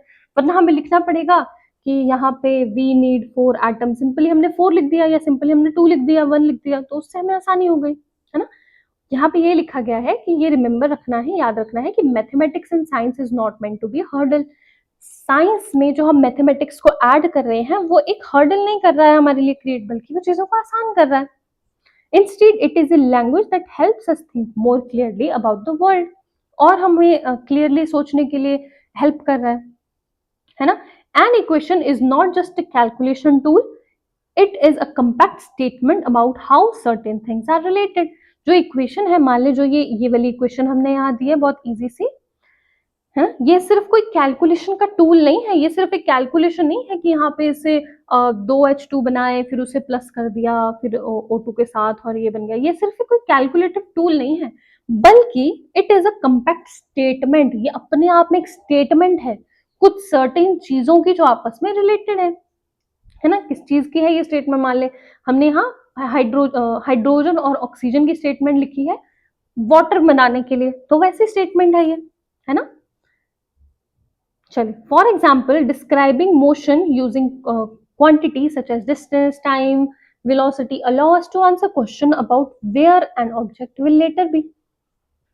अब जब हम फिजिक्स की लैंग्वेज में बात करते हैं, हमने केमिस्ट्री पढ़ा, चलो हम थोड़ा सा फिजिक्स भी देखते हैं। जब हम फिजिक्स में क्वांटिटीज को बताते हैं कि डिस्टेंस क्या है, ये देखिए यहाँ पे सच एज डिस्टेंस के बारे में बताते हैं, टाइम के बारे में बताते हैं, वेलोसिटी के बारे में बताते हैं, तो वो हमें हेल्प करता है कुछ क्वेश्चंस को आंसर करने के लिए। वो क्या क्वेश्चन हो सकते हैं कि कुछ टाइम बाद, मान ले अभी ऑब्जेक्ट यहाँ पे प्रेजेंट है, 10 मिनट बाद ऑब्जेक्ट कहाँ पे प्रेजेंट होगा, हमारी गाड़ी चल रही है फॉर एग्जाम्पल 50 की स्पीड से चल रही है, 50 किलोमीटर पर आवर की स्पीड से चल रही है, 1 घंटे बाद वो कितना ट्रेवल कर लेगी, है ना। ऐसे ऐसे क्वेश्चन हम जान सकते हैं। In the same way, mathematical expressions are used to describe rate of chemical reaction। इसी सेम वे में मैथमेटिकल जो एक्सप्रेशन होते हैं ना, जैसे ये एक एक्सप्रेशन है, are used to describe rate of chemical reaction, वो केमिकल रिएक्शन का रेट भी हमें बता सकते हैं, पैटर्न ऑफ ग्रोथ बता सकते हैं कि मान ले इस साल हमारी एक्स ग्रोथ हुई है ना, और हर साल हमारी ग्रोथ 20% होती है, अगले साल कितनी हो जाएगी। ओके, ऐसे ऐसी चीजें हमें पता लग पाती हैं। और changes in energy with in a system, और एक किसी चेंज होता है किसी सिस्टम में एनर्जी का, जैसे मान लें, इसका एग्जांपल आपको मैं बहुत अच्छा देती हूँ कि आपने कोई गर्म चाय रखी किसी ग्लास में, और आपने वो बाहर ऐसे रख दी, टेबल पे रख दी, आप पढ़ाई कर रहे थे, आप भूल गए कि आपने वहां पे टेबल पे एक चाय का कप रखा था, थोड़ी देर बाद देखेंगे आप तो वो गर्म चाय का कप बहुत ठंडा हो जाता है ना, और सर्दियों में देखेंगे तो वो बिल्कुल ही ठंडा हो जाता है। क्यों हो जाता है, एनर्जी का चेंज हो रहा है, change in energy with in a system, system के अंदर ही हो रहा है। चाय पहले गर्म थी, आपने टेबल पे रखा, आप भूल गए पढ़ते पढ़ते तो ठंडी हो गई, चेंज इन एनर्जी हो रहा है। ऐसी ऐसी चीजें भी हम पढ़ते हैं। Learning to use mathematics in science does not mean memorising equation. अगर हम मैथमेटिक्स को साइंस में यूज कर रहे हैं ना, तो इसका मतलब ये नहीं होता है कि आपको उन इक्वेशंस को याद करना है, उसको रट्टा मारना है, देखिए ये यहाँ पे था 2H2 + O2 = H2, ऐसा नहीं करना होता है बेटा, है ना। मेमोराइज नहीं करना इक्वेशन को। इसका मतलब होता है it means understanding the situation first. इसका मतलब होता है कि जब हम मैथमेटिक्स को यूज कर रहे हैं साइंस में, इसका मतलब है कि पहले हम सिचुएशन को समझें, पहले हम अंडरस्टैंड करें कि सिचुएशन है क्या, क्या सिचुएशन क्रिएट हो रही है, फिर आइडेंटिफाई करें रिलेवेंट क्वांटिटीज को, फिर क्वांटिटीज जो रिलेवेंट क्वांटिटीज है उन्हें आइडेंटिफाई करें। इधर क्या क्या रिलेवेंट क्वांटिटीज होंगी, ये 1 2 3, तीन भी नहीं, सिर्फ यही होंगी 2 क्वांटिटीज जो हमारी आगे आके रिजल्ट बना रही हैं। And then using mathematical relationships to reason carefully, और हमने यहाँ पे फिर मैथमेटिकल रिलेशनशिप बना दिया कि 2 हाइड्रोजन चाहिए और 1 ऑक्सीजन चाहिए, उससे हम H2 बना देंगे, है ना। आपको समझ आ पा रहा होगा। In this way mathematics become a powerful language, और इसी तरह से मैथमेटिक्स जो है वो एक पावरफुल, बहुत ही स्ट्रॉन्ग लैंग्वेज बन जाती है हमारी सोच के लिए, हमारी थिंकिंग के लिए। Not just for finding numerical answers, सिर्फ आंसर्स फाइंड आउट करने के लिए नहीं, सिर्फ मेरली आंसर्स नहीं फाइंड आउट करने हैं, बट हमारी सोच को भी पावरफुल बना देती है। Okay, if you focused first on understanding the situation and the quantities involve, अगर आपका पहला फोकस रहेगा समझने पे, सिचुएशन को समझने पे और क्वांटिटीज को समझने में, जो कि क्वांटिटीज लिखी गई हैं, equation will begin to feel less like obstacle and more like helpful guides in your exploration of science. तो फिर जो आपकी इक्वेशन होंगी ना बेटा, तो ये आपको ऑब्स्टेकल नहीं लगेंगी, ये आपको ऐसा नहीं लगेगा कि आपको रोक रही हैं, परेशान कर रही हैं, नहीं, फिर ऐसा लगेगा आपको कि आपको गाइड कर रही हैं। आई एम सो सॉरी, ये यहाँ पे दिख नहीं रहा होगा। ओके, फिर आपको ये हेल्प कर रही हैं, हेल्प करेंगी आपको गाइड करने में, बहुत हेल्पफुल होंगी ये आपके लिए, और आपको ऑब्स्टेकल की तरह नहीं लगेंगे। ठीक है, मेरा फोकस एक्चुअली इस इक्वेशन पे था तो मैं आपको वो आगे नहीं दिखा पाई, आई एम सो सॉरी। चलिए ठीक है, एक बार फिर से दिखा देती हूँ। यहाँ पे था, इफ यू फोकस फर्स्ट, ये पे, if you focus first on understanding the situation and the quantities involved, equation will begin to feel less like obstacle and more like helpful guides in your exploration of science. Okay, I'm so sorry. यहाँ पे देख लेते हैं हम एक बार। हमने यहाँ बात की कि अगर हम मैथमेटिक्स का यूज कर रहे हैं साइंस में, तो हमें उसे पहले एक अंडरस्टैंडिंग के रूप में इस्तेमाल करना है। क्या अंडरस्टैंडिंग है हमारी, 1 मिनट में इसे इरेज कर दूं, फिर मैं आपको बताती हूँ। Wait a minute. बहुत ना यहाँ पे मैंने इसको कलर कर दिया है, तो मुझे ऐसा लग रहा है कि आपको ना देखने में थोड़ा सा प्रॉब्लम होगा। ओके, चलिए फिर से हम इसे गंदा करते हैं पेन लेके।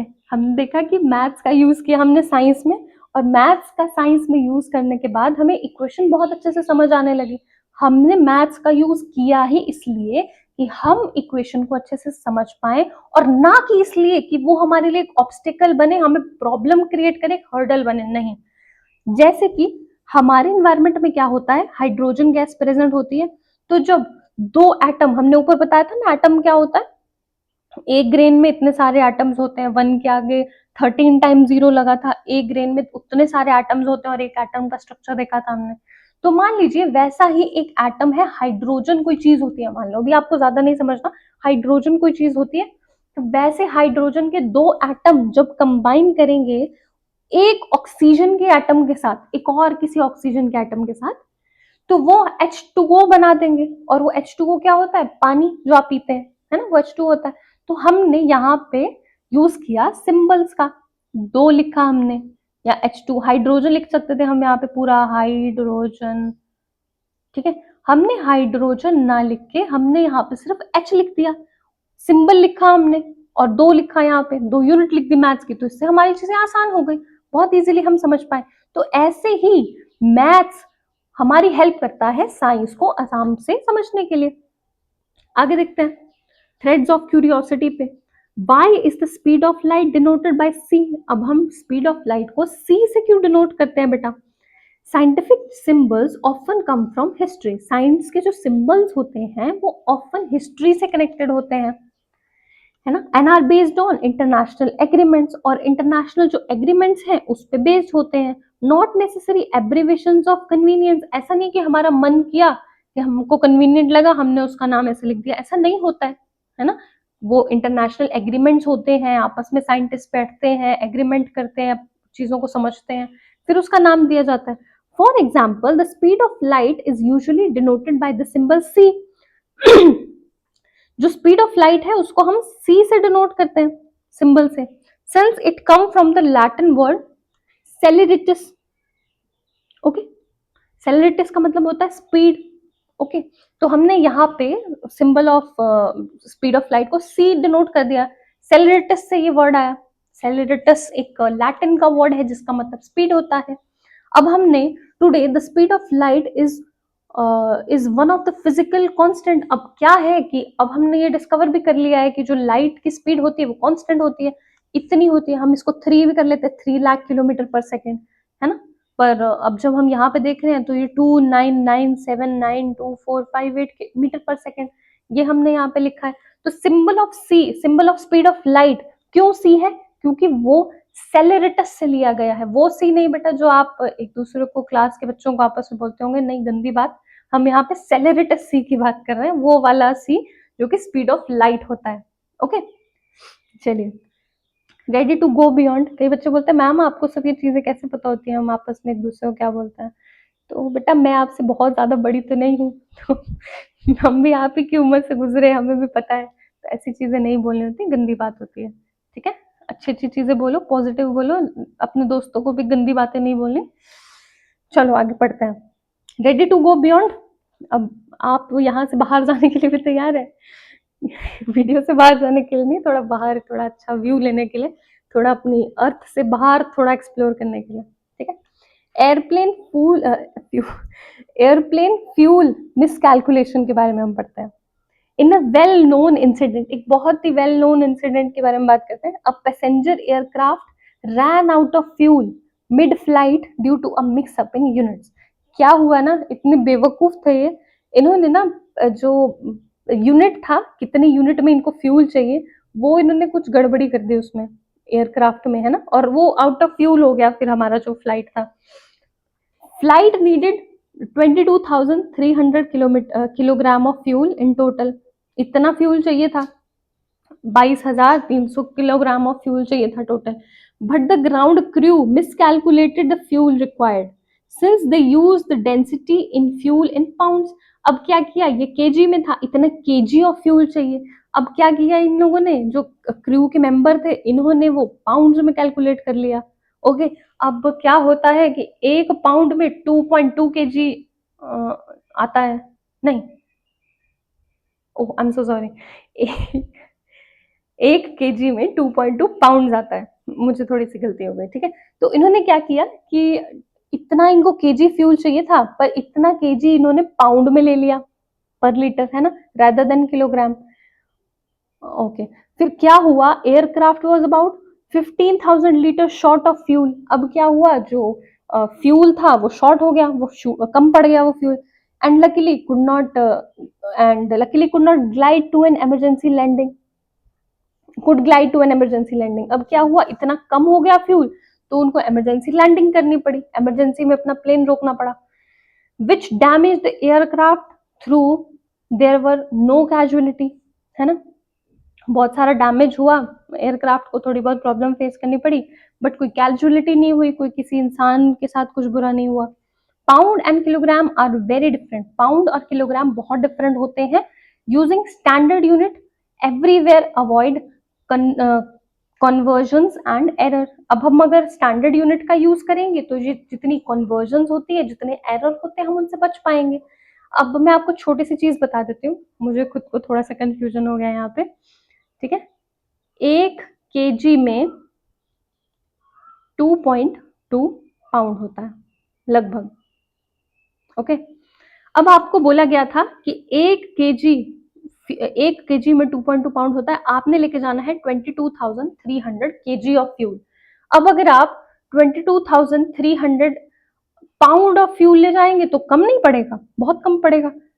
इतना होता है 22,300 केजी, और 22,300 पाउंड होता है, कम होता है, काफी, इससे कम होता है, तो वो चीज एक प्रॉब्लम क्रिएट करेगा। है ना। इसके लिए हम क्या करते हैं, स्टैंडर्ड का यूज करते हैं, स्टैंडर्ड यूनिट्स का यूज करते हैं, जिससे क्या होगा, कन्वर्जन्स जो हमने करनी होती हैं, इतनी सारी प्रॉब्लम्स होती हैं, एरर होती है, उससे हम बच पाएंगे। ओके, अब हम बात करते हैं आगे थ्रेड ऑफ क्यूरियोसिटी की, आगे इसका धागा जोड़ते हैं क्यूरियोसिटी का आपके साथ। Okay, when we buy rice or vegetable we expect a kilogram to mean the same amount everywhere। अब हम ऐसा तो नहीं करते कि एक हम दुकान में जाते हैं, वहां पे हम किसी और यूनिट में मांगते हैं, हम बोलते हैं मुझे पाउंड में दे दो, दूसरी जगह हम बोलते हैं मुझे किसी और क्वांटिटी में दे दो, एक जगह हम मांगते हैं किलोग्राम में दे दो। नहीं, हम ये एक्सपेक्ट करते हैं कि सब जगह किलोग्राम में ही मेजरमेंट किया जाएगा और वो सेम ही अमाउंट होगा एवरीवेयर, है ना। Imagine the confusion if we would we use different weights everywhere. अब आप ये सोचिए कि कितना कंफ्यूजन क्रिएट हो जाएगा, एक जगह हम पाउंड में ले रहे हैं, दूसरी जगह हम किलोग्राम में ले रहे हैं, बहुत सारी कंफ्यूजन क्रिएट हो सकती है ना। Thankfully measurements are based on agreed international standards. अब हमें इस चीज का शुक्र अदा करना चाहिए कि मेजरमेंट जो होती है ना, जो हम मेजर करते हैं, क्वांटिटी को मेजर करते हैं, वो इस चीज पे बेस्ड होती हैं, इस चीज पे, इंटरनेशनल स्टैंडर्ड्स पे, है ना। जो इंटरनेशनली हम चीजों को फॉलो करते हैं उस चीज पे वो बेस्ड होती हैं। अब मान लीजिए कि कोई लंदन में उसे केजी के बारे में पता नहीं होगा, है ना, कोई लंदन से उठ के इंडिया आ जाता है, अब वो अपनी तरफ से कोई और ही स्टैंडर्ड यूनिट यूज करते हैं और यहाँ इंडिया में आके उनको पता लगा कि यहाँ तो केजी होता है, तो उन्हें तो पहले पढ़ना पड़ेगा ये केजी क्या होता है, ये सब चीजें क्या होती है, कैसे हमें कोई चीज खरीदनी है तो हम उसको वे करेंगे, है ना, कैसे उसका भार देखेंगे, बहुत प्रॉब्लम हो सकती है। तो इसलिए इन सब चीजों को सॉल्व करने के लिए measurements are based on agreed international standard. International कोई स्टैंडर्ड सेट करते हैं, बड़े बड़े साइंटिस्ट होते हैं, बहुत एक्सपर्ट्स होते हैं, वो इंटरनेशनल स्टैंडर्ड सेट करते हैं और उसी के बेसिस पे फिर मेजरमेंट्स होती है, एंड नॉट लोकल ऑब्जेक्ट्स और ओपिनियन। और लोकल कोई ऑब्जेक्ट या ओपिनियन किसी ने बोल दिया इतना करेंगे हम, या ऐसा होगा, इसको आगे से हम अपना यूनिट बना देंगे, हम स्टूडेंट यूनिट बना देंगे कोई, उसके हिसाब से हम वेट करेंगे, तो ऐसा नहीं होता, है ना। Standard units allow scientific results to be compared. अब स्टैंडर्ड जो यूनिट होते हैं वो साइंटिफिक रिजल्ट्स को कंपेयर करने में भी हेल्प करते हैं, अलाउ करते हैं, जो साइंटिफिक रिजल्ट्स हैं वो उससे इजी हो पाते हैं, मतलब एंड इंश्योर करते हैं फेयरनेस को डेली लाइफ में, ट्रेड में, हर इन चीजों में हमारी जो फेयरनेस रहती है, कि ऐसा ना हो कि हमें 1 केजी के बदले 900 ग्राम मिल रहा है, कम मिल रहा है ना, हजार हजार ग्राम मिलना चाहिए था, वहां 900 ग्राम मिल रहा है। ऐसी सब चीजों को भी, इन सब चीजों को, इन सब प्रॉब्लम्स को भी सॉल्व करता है। चलिए आगे देखते हैं। And observation are repeat as observation are repeated, जैसे जैसे ऑब्जर्वेशन रिपीट होती जाती है, मेजरमेंट्स रिफाइन होती रहती है, हमें और मेजरमेंट्स मिलती रहती हैं, हमारे आइडियाज टेस्ट होते रहते हैं, आइडिया टेस्ट होते रहते हैं थ्रू एक्सपेरिमेंट, बार बार एक्सपेरिमेंटेशन से we can organise our understanding of the world in systematic way. हम वैसे वैसे अपने आसपास के जो वर्ल्ड है, जो उसकी अंडरस्टैंडिंग है, उसको सिस्टमैटिक वे में ऑर्गेनाइज कर पाते हैं। इन द सेकेंडरी स्टेज, अपनी सेकेंडरी स्टेज में you will come across terms such as laws, theory, principle. इन तीन चीजों के बारे में बेटा आप पढ़ेंगे, लॉ के बारे में, लॉ क्या होता है, थ्योरी क्या होता है, प्रिंसिपल के बारे में, ये क्या होता है, terms that have scientific meaning in science. इन तीनों का अपने आप में एक साइंटिफिक मीनिंग है साइंस में। शुरू करने से पहले मैं आपको बता देती हूँ लॉ, थ्योरी और प्रिंसिपल के बारे में थोड़ा सा। लॉ का तो मतलब होता है बेटा कि कोई, चलो लॉ को बाद में देखते हैं, थ्योरी और प्रिंसिपल पे देखते हैं। थ्योरी और प्रिंसिपल थोड़ा सा डिफर होता है। थ्योरी एक्सप्लेन करता है किसी फिनोमिना को और प्रिंसिपल एक्सप्लेन करता है बिहेवियर को, इतना सा याद रखना है। मतलब कि थ्योरी एक्सप्लेन करती है कि कोई चीज, कोई एक, जैसे हम सन की बात करते हैं, सन कैसे राइज करता है, कैसे सेट करता है, उसके बारे में एक्सप्लेन करती है एक थ्योरी। इतना सा आप इजी लैंग्वेज में समझ लें, वैसे थ्योरी का मतलब बहुत डिटेल्ड होता है, पर इतना सा आप समझ पाएंगे, ठीक है। और प्रिंसिपल क्या होता है, प्रिंसिपल होता है कि उसका क्या बिहेवियर है, क्या उसका फंक्शन है, कैसे कैसे वो काम करता है। सन अगर आएगा, सन अगर हम हमारे राइज होगा, हमारे ऊपर होगा, तो हम कैसे सन का यूज कर सकते हैं, सोलर लाइट क्रिएट कर सकते हैं, क्या क्या उसका बिहेवियर होगा, कितनी कितनी गर्मी वो हमें देता है ना, कितनी एनर्जी देता है, उस सब चीजों को हम प्रिंसिपल के अंडर स्टडी करते हैं। बट थ्योरी का मतलब ये होता है कि वो कैसे काम कर रहा है, क्या वो काम एक्चुअली में परफॉर्म कर रहा है, और वो जो हो रही है हमारे आसपास, कोई फिनोमेना अक्कर हो रहा है, वो कैसे हो रहा है उसको एक्सप्लेन करता है, ठीक है। और प्रिंसिपल एक्सप्लेन करता है उसके बिहेवियर को डिटेल्ड वे में एक्सप्लेन करता है। अब थोड़ा यहाँ से पढ़ लेते हैं, मे बी आपको समझ आ गया होगा। फिर से एक बार बता दूं, थ्योरी एक्सप्लेन करता है फिनोमिना को कि कोई भी चीज कैसे हो रही है। सन क्यों आ रहा है, सन रिवोल्यूशन की वजह से आ रहा है, अर्थ रिवॉल्व हो रही है तो सन हमें दिख रहा है, मतलब एक पर्टिकुलर डायरेक्शन में दिख रहा है और एक पर्टिकुलर डायरेक्शन में सेट होता हुआ दिख रहा है, रिवोल्यूशन की वजह से दिख रहा है। तो ये एक्सप्लेनेशन हो गया अर्थ में सन के आने का, सन के दिखने का, तो इसको हम थ्योरी बोलेंगे। और प्रिंसिपल बोलेंगे कि कैसे वो बिहेवियर करता है, कैसे कैसे वो एनर्जी लेकर के आता है, किस तरह का बिहेवियर वो परफॉर्म करता है जिससे हमारी मदद हो पाती है, तो उसे हम प्रिंसिपल के अंदर काउंट करेंगे। ओके, चलिए आगे पढ़ते हैं। लॉ से हम शुरू करेंगे बेटा, लॉ से शुरू करते हैं, फिर उसके बाद थ्योरी और प्रिंसिपल यहाँ से पढ़ते हैं। A law usually describe a regular pattern observed in nature. कोई भी रेगुलर पैटर्न, कोई भी एक रेगुलर चीज जो हमारी नेचर में हम ऑब्जर्व करते हैं ना, उसे हम लॉ कहते हैं। ऑफन एक्सप्रेस यूजिंग वर्ड्स और मैथमेटिकल रिलेशनशिप्स। ऑफन हम इसे यूज कर सकते हैं, इसमें हम यूज कर सकते हैं वर्ड्स का, या फिर मैथमेटिक्स का भी यूज कर सकते हैं लॉ के लिए, है ना, लॉ को हम बताना चाहते हैं उसके लिए। For example, Newton's law of motion explain the jerk felt when a bus stopped suddenly. जैसे कि अब हम न्यूटन के लॉ की बात करते हैं, न्यूटन का लॉ हमें बताता है कि क्यों हमें धक्का लगता है, क्यों जर्क लगता है हमें जब बस एकदम से रुक जाती है। ये लॉ होता है हमारा। लॉ का मतलब सिंपल सा ही है कि कोई आपको एक स्टेटमेंट बता रहा है कि ऐसा होता है, अगर आप ऐसा करेंगे, अगर to every action there is equal and opposite reaction, अगर आप एक्शन करेंगे तो रिएक्शन होगा, ये लॉ है। इतना सा लॉ होता है। थ्योरी होता है अब, a theory goes step further, अब थ्योरी उससे भी आगे थोड़ा बढ़ जाता है, and provide an explanation of why those pattern occur. अब ये बताता है कि वो पैटर्न हो क्यों रहे हैं, usually based on evidence gathered over time and available at that time.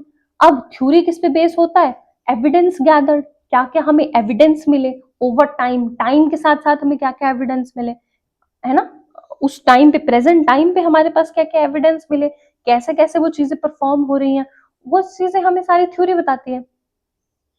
For example atomic theory explain how molecules are form. अब जो एटॉमिक थ्योरी है, जो एटम की थ्योरी है अपने आप में, वो ये बताती है कि मॉलिक्यूल कैसे बनते हैं। मॉलिक्यूल एक्चुअली में बनते हैं जब दो एटम आपस में कंबाइन करते हैं। जैसे हमने वहां वाटर की बात करी थी, H एटम और O एटम आपस में कंबाइन हुआ, दो H और एक O आपस में कंबाइन हुआ तो उन्होंने वाटर बना दिया, है ना, मॉलिक्यूल बना दिया। अब हम प्रिंसिपल की बात करते हैं। Principle are broad ideas. हमने बताया था लॉ होता है सिंपल स्टेटमेंट, थ्योरी होता है जो लॉ को थोड़ा सा एक्सप्लेन करता है कि वो लॉ में एक्चुअली में हो क्या रहा है, कैसे वो फिनोमेना हो रहा है उसको एक्सप्लेन करता है। प्रिंसिपल होता है जो उसके बिहेवियर को डिटेल्ड में एक्सप्लेनेशन देता है, ब्रॉड आइडिया देता है ये बहुत ज्यादा प्रिंसिपल, है ना, and help us make sense in a given situation. और हाँ बेटा, ये भी चीज याद रखनी है कि प्रिंसिपल ना एक गिवन सिचुएशन के लिए होता है। Okay, for example the principle of conservation of energy being applied when climbing up the stairs। जैसे कि हम जब सीढ़ियां चढ़ रहे होते हैं तो हम कंजर्वेशन ऑफ एनर्जी को अप्लाई करते हैं, है ना, कंजर्वेशन ऑफ एनर्जी के प्रिंसिपल को अप्लाई करते हैं।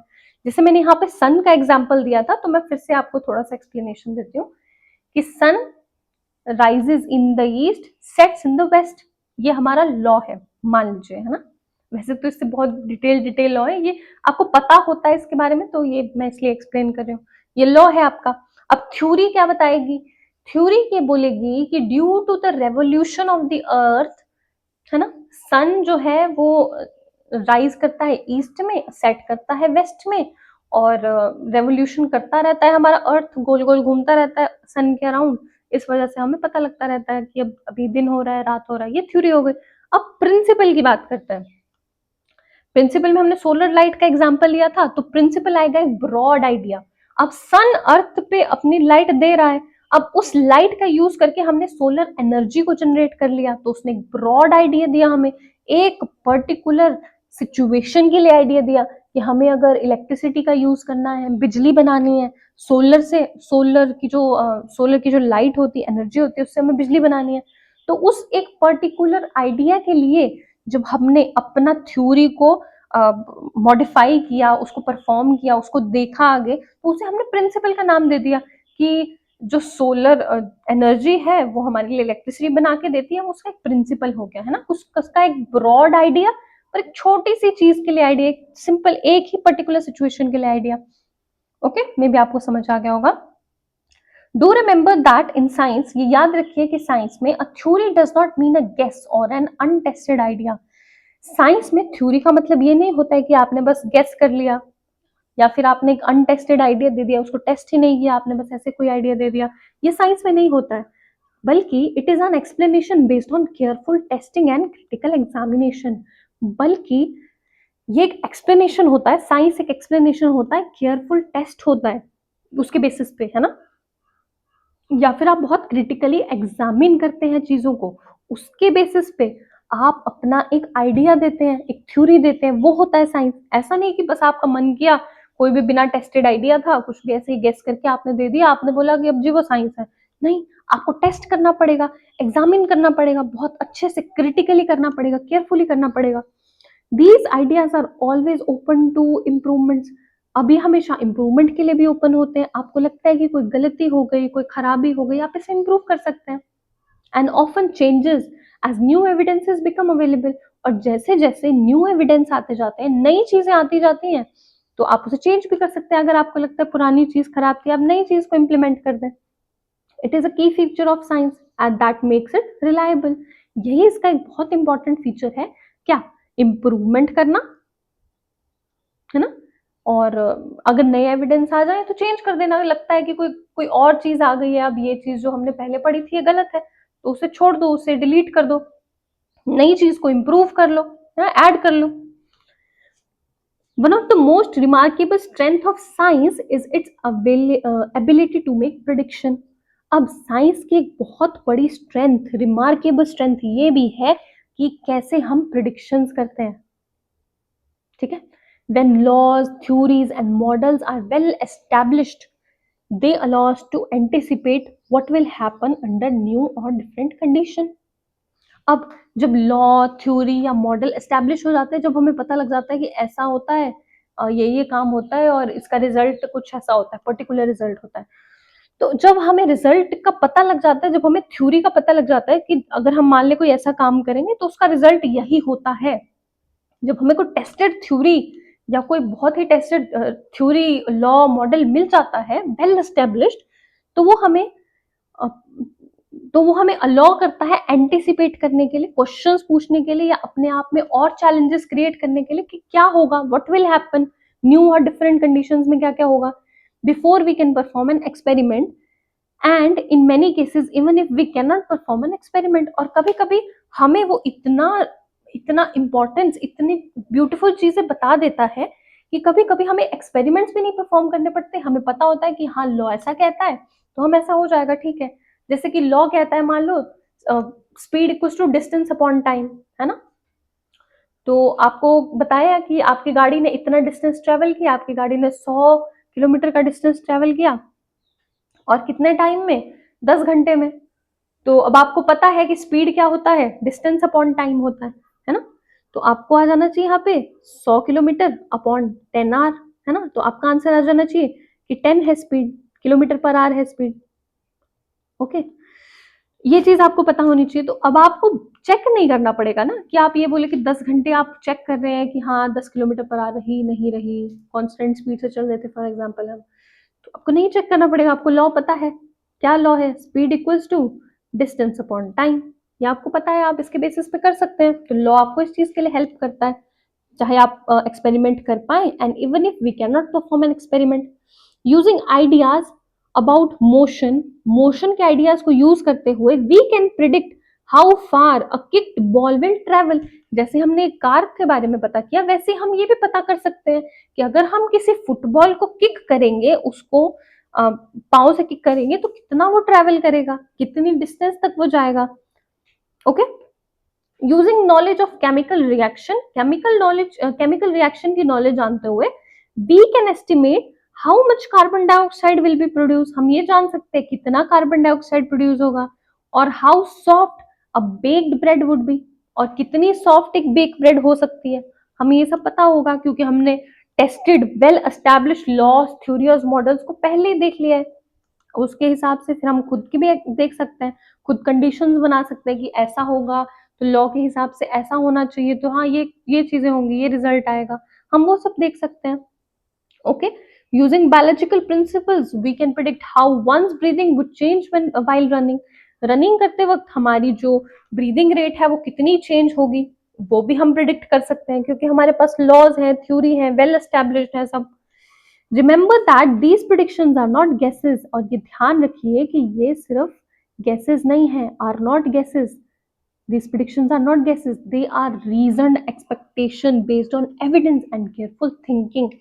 ये कुछ reasoned expectations हैं, किसके बेसिस पे, एविडेंस और केयरफुल थिंकिंग के बेसिस पे। हमने एविडेंस ली है काफी सारे, फिर हमने सोचा है काफी डिटेल में कि क्या हो सकता है, उसके बेसिस पे हमें ये सब मिला है। वेन प्रिडिक्शंस मैच ऑब्जर्वेशन, और हमने यहाँ बात की थी प्रिडिक्शन की, है ना, कि हम प्रिडिक्ट कर सकते हैं कि अगर फॉलोइंग कंडीशंस होंगी तो रिजल्ट ऐसा आएगा, क्योंकि हमारे पास लॉज, थ्योरी सब अवेलेबल है। ओके, तो जब प्रिडिक्शन हमारी ऑब्जर्वेशन के साथ मैच कर जाती है, confidence in the underlining science grows, तब हमारा जो साइंस के ऊपर कॉन्फिडेंस है वो बढ़ता चला जाता है। But even more important when they do not, पर मान लीजिए अगर कभी जो ये सब चीजें थी ये ना हो पाई, है ना, कभी गलत हो गया, मान ले जो हमने प्रिडिक्शन की थी वो गलत हो गई, हुआ ही नहीं वैसा, कुछ और ही हो गया, तो फिर साइंटिस्ट री एग्जामिन देयर assumptions। फिर साइंटिस्ट क्या करते हैं, अपनी assumptions को, मॉडल्स को, मेजरमेंट्स को री एग्जामिन करते हैं, फिर से पढ़ते हैं, फिर से कोशिश करते हैं कि क्या गलती हुई है, हमने मॉडल में क्या गलती करी थी, हमारा लॉ कहाँ गलत था, उसको बार बार समझते हैं। In this way prediction is a powerful tool. इस वे में, इस तरीके से जो प्रिडिक्शन है, जो हमारी प्रिडिक्शन हम करते हैं, वो एक बहुत ही पावरफुल टूल है that drives further exploration and a deep understanding of the world, जो कि हेल्प करता है फर्दर एक्सप्लोर करने में, और ज्यादा एक्सप्लोर करने में साइंस को, अपने एनवायरमेंट को, अपने वर्ल्ड को, और एक deeper understanding of the world को एस्टैब्लिश करने में। यहाँ हमने प्रिडिक्शन के बारे में जो एग्जाम्पल पढ़ा था, मैंने आपको बताया था कार का, मैं एक बार आपको थोड़ा सा ग्लिम्स दूंगी। हमने पढ़ा था, मान लीजिए कि 100 किलोमीटर का डिस्टेंस हमने ट्रेवल किया है 10 घंटे में, कांस्टेंट एक ही स्पीड से हम चलते रहे, हम सारे रास्ते में एक ही स्पीड से चले, तो हमारी प्रिडिक्शन कहती है कि 100/10, जो यहाँ हमने ऊपर देखा, ठीक है, डिस्टेंस, ठीक है, डिस्टेंस अपॉन टाइम, ये आ गया 10 किलोमीटर पर आवर। तो प्रिडिक्शन हमारी कहती है कि हमारा जो स्पीड होना चाहिए वो 10 किलोमीटर पर आवर होना चाहिए। ओके, ये हमारी प्रिडिक्शन है ना। अब हमने क्या किया, उसको एक्सपेरिमेंटेशन किया। अब हमने वहां जाके देखा कि जब 100 किलोमीटर 10 घंटे में कोई गाड़ी ट्रेवल करती है तो उसका पर किलोमीटर कितना स्पीड रहता है, पर किलोमीटर के बेसिस पे। तो हमें यही पता लगा कि ऑब्जर्वेशन भी जब हमने की, तो हाँ, हमें यही पता लगा कि कांस्टेंट स्पीड से चलेगी तो 10 किलोमीटर पर आवर ही रहेगा। तो ऐसे हमारा जो बिल्ड हुआ इंटरेस्ट, जो बिल्ड हुआ ट्रस्ट साइंस के ऊपर, वो और ज्यादा गहरा हुआ, है ना, गहरा होता गया, हमारा प्यार गहरा होता गया हमारा साइंस के लिए, ऐसा समझ लीजिए। क्योंकि हमने जो प्रिडिक्शन की थी वो एग्जैक्ट वही निकली। कौन सी निकली, जो कि हमारी ऑब्जर्वेशंस के साथ मैच हुई, तो हमारा ट्रस्ट बिल्ड हो गया। तो इसलिए प्रिडिक्शन एक बहुत पावरफुल टूल होता है। और मान लीजिए इन केस अगर नहीं हो पाता, तो हम फिर एज अ साइंटिस्ट और कोई नई चीज खोजते कि क्यों लॉ ऐसा नहीं हो रहा है, क्यों गलत आ रहा है, तो हम और चीजें अच्छे से एक्सप्लेन कर पाते हैं। ओके, चलिए, pause and ponder. Think of a prediction you or your family made recently. For example, the outcome of a cricket match. Was it based on evidence and reasoning or mainly on guesswork? सोचिए, अब आप कोई prediction करिए, आपकी family के basis, आपने, आपकी family ने अगर कोई प्रीवियसली भी किया, उसके बारे में भी आप सोच सकते हैं। आप अभी भी कोई प्रिडिक्शन ऐसी आपके दिमाग में कोई हो, तो आप उसके बारे में सोच सकते हैं। जैसे कि यहाँ पे एग्जाम्पल दिया गया है एक क्रिकेट मैच का, ठीक है। क्या ये जो आपने क्रिकेट मैच के लिए एक प्रिडिक्शन करी कि मान लिया आज इंडिया टीम बहुत अच्छा खेल रही है, आज तो इंडिया टीम जीत ही जाएगी, आपने पहले ही प्रिडिक्शन कर दी कि हाँ जी जीत जाएगी, क्यों, किस बेसिस पे आपने प्रिडिक्शन करी? Was it based on evidence and reasoning? क्या ये किसी एविडेंस, किसी रीजनिंग के बेसिस पे डिपेंड था, या किसी रीजनिंग के बेस पे आपने वो प्रिडिक्शन करी है, या फिर मेनली ऑन गेस हो गया, आज से आपने बोल दी हाँ आज तो इंडिया टीम ही जीतेगी, है ना, इंडिया पाकिस्तान का मैच था, आपने कुछ नहीं देखा, आपने साफ बोल दिया इंडिया ही जीतेगा, ऐसा कुछ हुआ, या फिर आपने देखा कि अच्छा इंडिया जब ऐसा खेलता है ना, जब हमारे विकेट्स डाउन नहीं होते हैं, हमारे प्लेयर्स बहुत अच्छा खेल रहे होते हैं तो हम जीत जाते हैं, आपने कुछ ऐसा किया है ना, एविडेंस किया, कोई रीजन किया, ऐसे ही आपने गेस कर दिया कि हाँ इंडिया तो जीतेगा ही जीतेगा। तो ऐसी चीजें है ना। How can scientific thinking improve such prediction? अब आप साइंटिफिक तरीके से जब सोचने लगेंगे तो आपकी प्रिडिक्शन को कैसे हेल्प मिलेगी, मैं बताती हूँ। ऐसे हेल्प मिलेगी कि मान लीजिए साइंटिफिक तरीके से सोचने का मतलब है कि मान लीजिए इंडिया बहुत अच्छा खेल रहा है, अभी हजार बोल रही हूँ, अभी 100 रन हो गए और 120 बनाने हैं, इंडिया तो जीत ही जाएगा, आराम से बन जाएंगे, बहुत सारे ओवर बचे हैं। वो एक साइंटिफिक तरीका हुआ। पर गेस वर्क हुआ कि नहीं नहीं इंडिया जीतेगा, मुझे नहीं पता, खराब भी खेला मुझे नहीं पता, मैं तो गेस कर रहा हूँ बस कि हाँ इंडिया जीतेगा, मुझे ना मैच के बारे में पता है ना मुझे पता है कितने विकेट्स गए क्या हुआ, बस इंडिया जीतेगा मुझे इतना पता है। ओके, अब example 1.2, how do we check predictions? हम प्रिडिक्शंस को चेक कैसे करते हैं? वर्षा टोल्ड हर फ्रेंड मेघना, वर्षा ने अपनी फ्रेंड मेघना को बताया, it will rain this afternoon, इस आफ्टरनून में, इस शाम में रेन होगी, because the clouds look dark, cloud जो है वो डार्क दिख रहे हैं, इसलिए रेन हो जाएगी, बारिश हो जाएगी। थिंक ऑफ सम क्वेश्चंस मेघना कुड आस्क वर्षा, ऐसे कुछ क्वेश्चंस के बारे में सोचिए जो मेघना वर्षा से पूछ सकती है to make this prediction scientifically testable. इस प्रिडिक्शन को साइंटिफिकली टेस्टेबल बनाने के लिए मेघना क्या क्या क्वेश्चन वर्षा से पूछ सकती है, सोचिए। एनसीईआरटी यहां बताती है, good scientific question will look for measurable evidence and past patterns. जो साइंटिफिक क्वेश्चन होगा ना वो कुछ एविडेंस देखेगा, मेजरेबल एविडेंस, कुछ अच्छे एविडेंस जो हमें देखने को मिलेंगे, और पास्ट के पैटर्न की, पुराना कैसा होता था, पहले कैसा होता था, क्या पहले भी जब ऐसे डार्क क्लाउड्स आते थे तो बारिश होती थी, ऐसी चीजों के बारे में, है ना। Questions with simple yes no answers are usually not so useful. अगर हम सिर्फ यस नो वाले आंसर पूछेंगे तो वो इतने यूजफुल नहीं होते हैं। अगर हम प्रॉपर उनकी एक्सप्लेनेशन वाले क्वेश्चंस पूछेंगे तो उससे हम ज्यादा समझ पाएंगे, है ना। मेघना could ask Varsha questions like, ये सिर्फ एग्जांपल्स दिए हैं, मेघना ऐसे ऐसे क्वेश्चन वर्षा से पूछ सकती है। What was the condition of sky when it rain the last time? अब मेघना पूछेगी कि पिछली बार जब बारिश हुई थी तो कैसी स्काई का कंडीशन था, है ना, क्या वो वैसे ही डार्क था जैसा इस बार है या कुछ और था। ओके, ये पूछ सकती है। और उसके बाद was it the what is the humidity today, आज ह्यूमिडिटी क्या है ना, ये भी पूछ सकती है। Was it above 80% the last time it rain, क्या 80% था जब लास्ट टाइम रेन हुआ था। What is today's wind speed and direction, आज की विंड स्पीड क्या है, डायरेक्शन क्या है। Is the temperature dropping like it did before the recent rain, पिछली बार जब रेन हुई थी तो जैसे टेम्परेचर गिरा था, जैसे टेम्परेचर ड्रॉप हुआ था, तो क्या इस बार भी वैसे ही हो रहा है। Question like these ask about measurable data and past pattern. इस तरह के क्वेश्चन आपको हेल्प करते हैं कुछ डाटा को इकट्ठा करने में, कुछ पैटर्न को देखने में। Which go beyond mere clouds look dry, जो कि क्लाउड्स लुक ड्राई, सिर्फ जो आपके क्लाउड्स हैं, कुछ बादल हैं वो डार्क दिख रहे हैं, इसके बियॉन्ड चले जाते हैं, क्योंकि वो मेजरमेंट्स या जो पास्ट पैटर्न्स आपके सामने आते हैं, जो आपको दिखते हैं कि हाँ ऐसा ऐसा हुआ था इसलिए ये सब चीजें हुई हैं, तो वो क्लाउड के डार्क दिखने से भी ज्यादा इंपॉर्टेंट हो जाते हैं, क्योंकि आपको पता लग जाता है कि हाँ जो पिछली बार ऐसा हुआ था, पिछली 10 बार अगर मान लो जब भी क्लाउड ऐसा हुआ था, जब ह्यूमिडिटी ऐसी थी, जब टेम्परेचर ड्रॉप हुआ था तो बारिश हो गई थी, है ना। तो वो ज्यादा इंपॉर्टेंट है। तो क्लाउड तो डार्क कभी भी दिख सकता है, पर ये सब चीजें आपको हेल्प करती हैं, है ना। ओके, आपको समझ आ गया होगा। चले, रेडी टू गो बियॉन्ड, इसके आगे जाने के लिए तैयार है आप। Why do weather forecast sometimes go wrong, कभी कभी जो वेदर फोरकास्ट है वो गलत क्यों चला जाता है, रॉन्ग क्यों हो जाता है। Weather depends upon many changing factors, जो वेदर है हमारा वो बहुत सारे चेंजिंग फैक्टर्स पे डिपेंड करता है, टेम्परेचर पे, प्रेशर पे, ह्यूमिडिटी पे एंड विंड पे। Okay, weather forecast use measurements and model. जो वेदर फोरकास्ट है ना हमारा, जो हमें उसके बारे में, क्लाइमेट के बारे में, आज बारिश होगी, गर्मी होगी, धूप होगी, नहीं होगी, क्या होगी, उस तरह के बारे में बताता है। ये मेजरमेंट और मॉडल का यूज करते हैं ये चीजें, है ना। But very tiny difference in conditions can grow over time, but time के साथ कुछ बहुत ज्यादा डिफरेंसेस भी आ सकते हैं, है ना, that lead to something completely different. जिस डिफरेंस की वजह से बिल्कुल चेंज हो जाता है, कुछ और ही हो जाता है, बताया था बारिश हो गई, बताया था बारिश होगी और धूप निकल आई, ऐसा हो जाता है। This is why forecasts are usually reliable for a few hours or even a few days. इसी वजह से जो फोरकास्ट होते हैं वो कुछ दिनों के लिए या कुछ घंटे के लिए रिलायबल होते हैं, पर अगर हम बहुत ज्यादा लंबे टाइम के लिए देखना चाहें तो कई बार वो रिलायबल नहीं होते, क्योंकि क्लाइमेट का चेंज हो सकता है, कुछ चीजें डिफर हो सकती हैं, क्या पता ह्यूमिडिटी बढ़ जाए, विंड स्पीड चेंज हो जाए, ऐसी सब चीजें हो सकती हैं।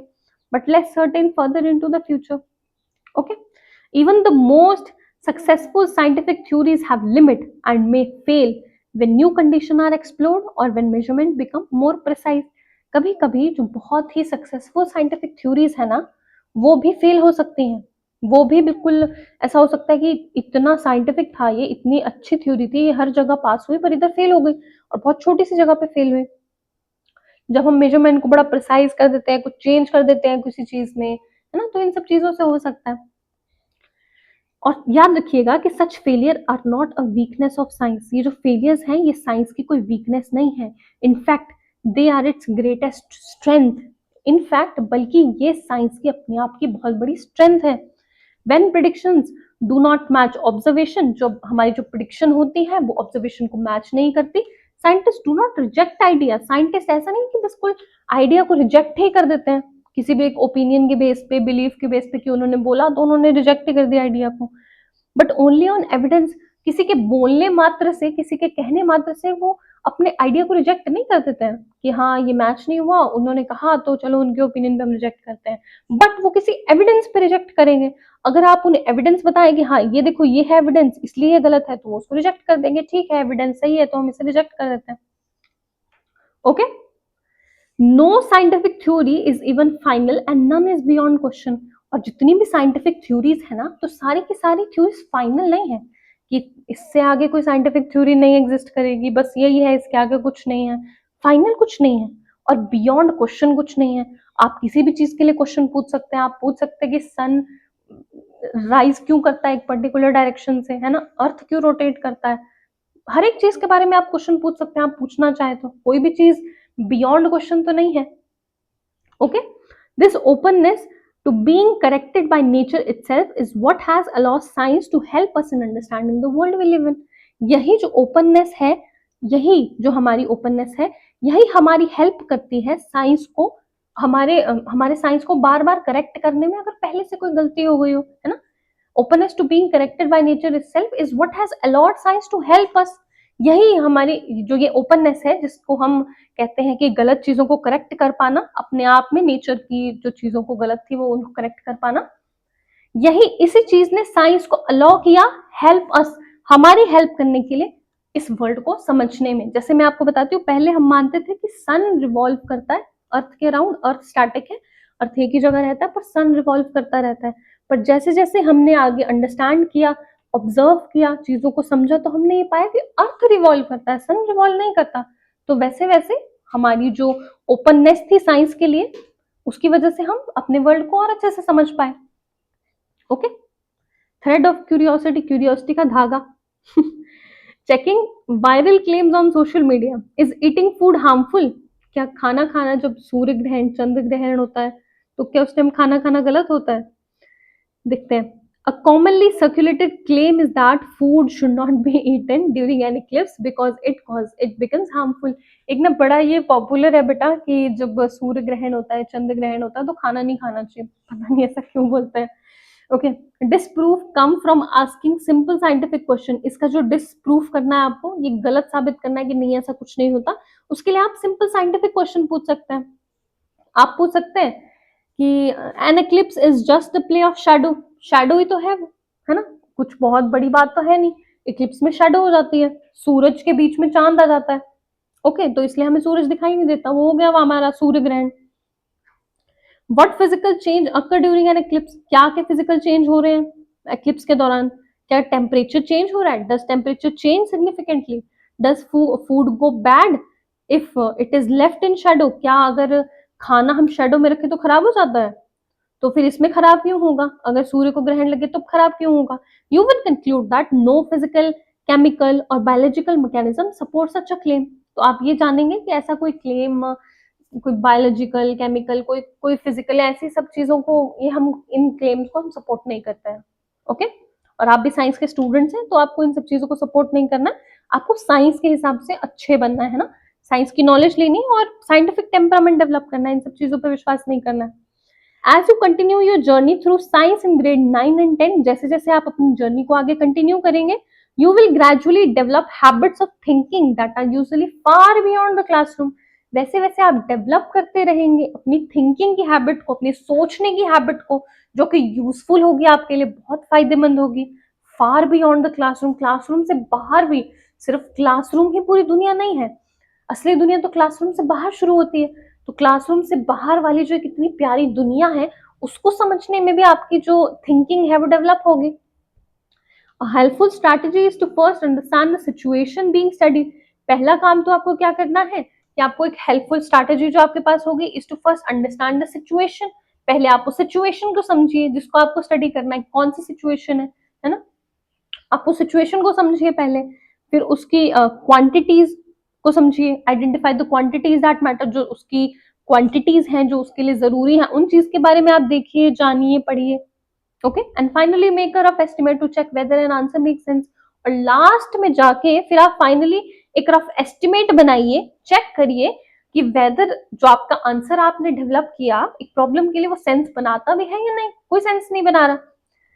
Exact value are not always necessary, याद रखिए कि एग्जैक्ट वैल्यू हमेशा नेसेसरी नहीं होती है, आप अप्रोक्सीमेशन में चल सकते हैं, है ना। Specially in the early stages of reasoning, जब आप अर्ली स्टेज है अपनी रीजनिंग के, आप अर्ली अर्ली बिल्कुल नया नया रीजनिंग परफॉर्म कर रहे हैं, देख रहे हैं, समझ रहे हैं, तो बिल्कुल एक्यूरेट होना भी जरूरी नहीं होता है। Often N approximate estimate is enough. अगर आप अप्रोक्सीमेट सा एस्टिमेट बना लें कि मान ले 19 था, 19 का आपने कर दिया कि चलो 19 क्या रखना, 20 रख लेते हैं, 20 एक रफ एस्टिमेट हो जाता है, तो वो भी कोई बात नहीं है, कोई प्रॉब्लम नहीं है उसमें। Okay, rough estimate is enough to tell us whether a result is reasonable or impossible, है ना। ओके, हमने यहाँ देखा, एक और बार इसको पढ़ देती हूँ मैं। Helpful strategies to first understand the situation, पहले हमने सिचुएशन को अंडरस्टैंड किया, कौन सी सिचुएशन का हमने प्रॉब्लम का सोल्यूशन निकालना है, फिर जो उससे रिलेटेड क्वांटिटीज थी उसको हमने आइडेंटिफाई किया, फिर लास्ट में जाके हर एक चीज को एनालाइज करने के बाद, समझने के बाद, फिर लास्ट में जाकर के हमने एक रफ एस्टिमेट तैयार किया कि उसका आंसर क्या हो सकता है। ठीक है, यहाँ पढ़ते हैं हम आगे। Learning to estimate help us build intuition. Estimate जब हम लगाते हैं, हमने बिल्कुल एक्यूरेट नहीं करना, थोड़ा एस्टिमेट सा लगा लेते हैं, तो हमारी इंट्यूशन भी डेवलप करता है, एरर को डिटेक्ट करने में हमारी हेल्प कर लेता है, कॉन्फिडेंस डेवलप करता है हमारी थिंकिंग में, है ना। Science value careful reasoning perhaps much more than accurate calculation. कभी कभी जो एक्यूरेट कैलकुलेशन होते हैं ना, उससे ज्यादा जरूरी हमारे पास होता है वो रीजनिंग को डेवलप करना, जो रीजनिंग साइंस के लिए जरूरी होती है। मतलब आप ये कह सकते हैं कि साइंस में ना एक्चुअल कैलकुलेशन की उतनी वैल्यू नहीं है, जितनी वैल्यू इस बात की है कि आपने वो कैलकुलेशन परफॉर्म करी, तो आपने क्या अंडरस्टैंडिंग अपने दिमाग में डेवलप करी। मतलब समझना is more important than actual answer and actual calculation. Okay, ready to go beyond, आगे जाने के लिए तैयार हैं आप? आगे बहुत जा रहे हैं इन चैप्टर्स में, चलो। How much rice would feed a family of 4 for a month. ये इतना बहुत जरूरी सा क्वेश्चन नहीं है, थोड़ा आसान सा है, पर समझ लेते हैं। To make a rough estimate, assume that all the calories need come from rice alone. मान लीजिए कोई घर है, तो उनकी जितनी भी कैलोरी नीड है वो सिर्फ राइस से आती है, चावल ही खाते रहते हैं, बस कुछ नहीं खाते हैं, सिर्फ चावल खाते हैं। An average adult need about 2000 से 2500 kilo calories per day. Find out how many calories 100 gram of uncooked rice provides when cooked and use this to estimate the daily requirement for the family.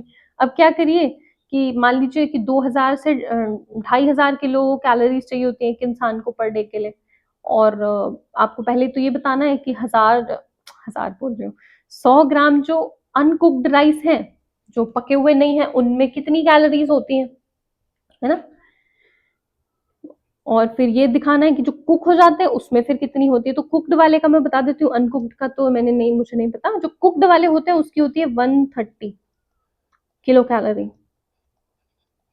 ठीक है, ये होती है 100 ग्राम की, 100 ग्राम right, एक minute, okay 100 ग्राम rice की ये होती है, ये निकाल ली हमने, 130 किलो कैलोरीज निकाल ली।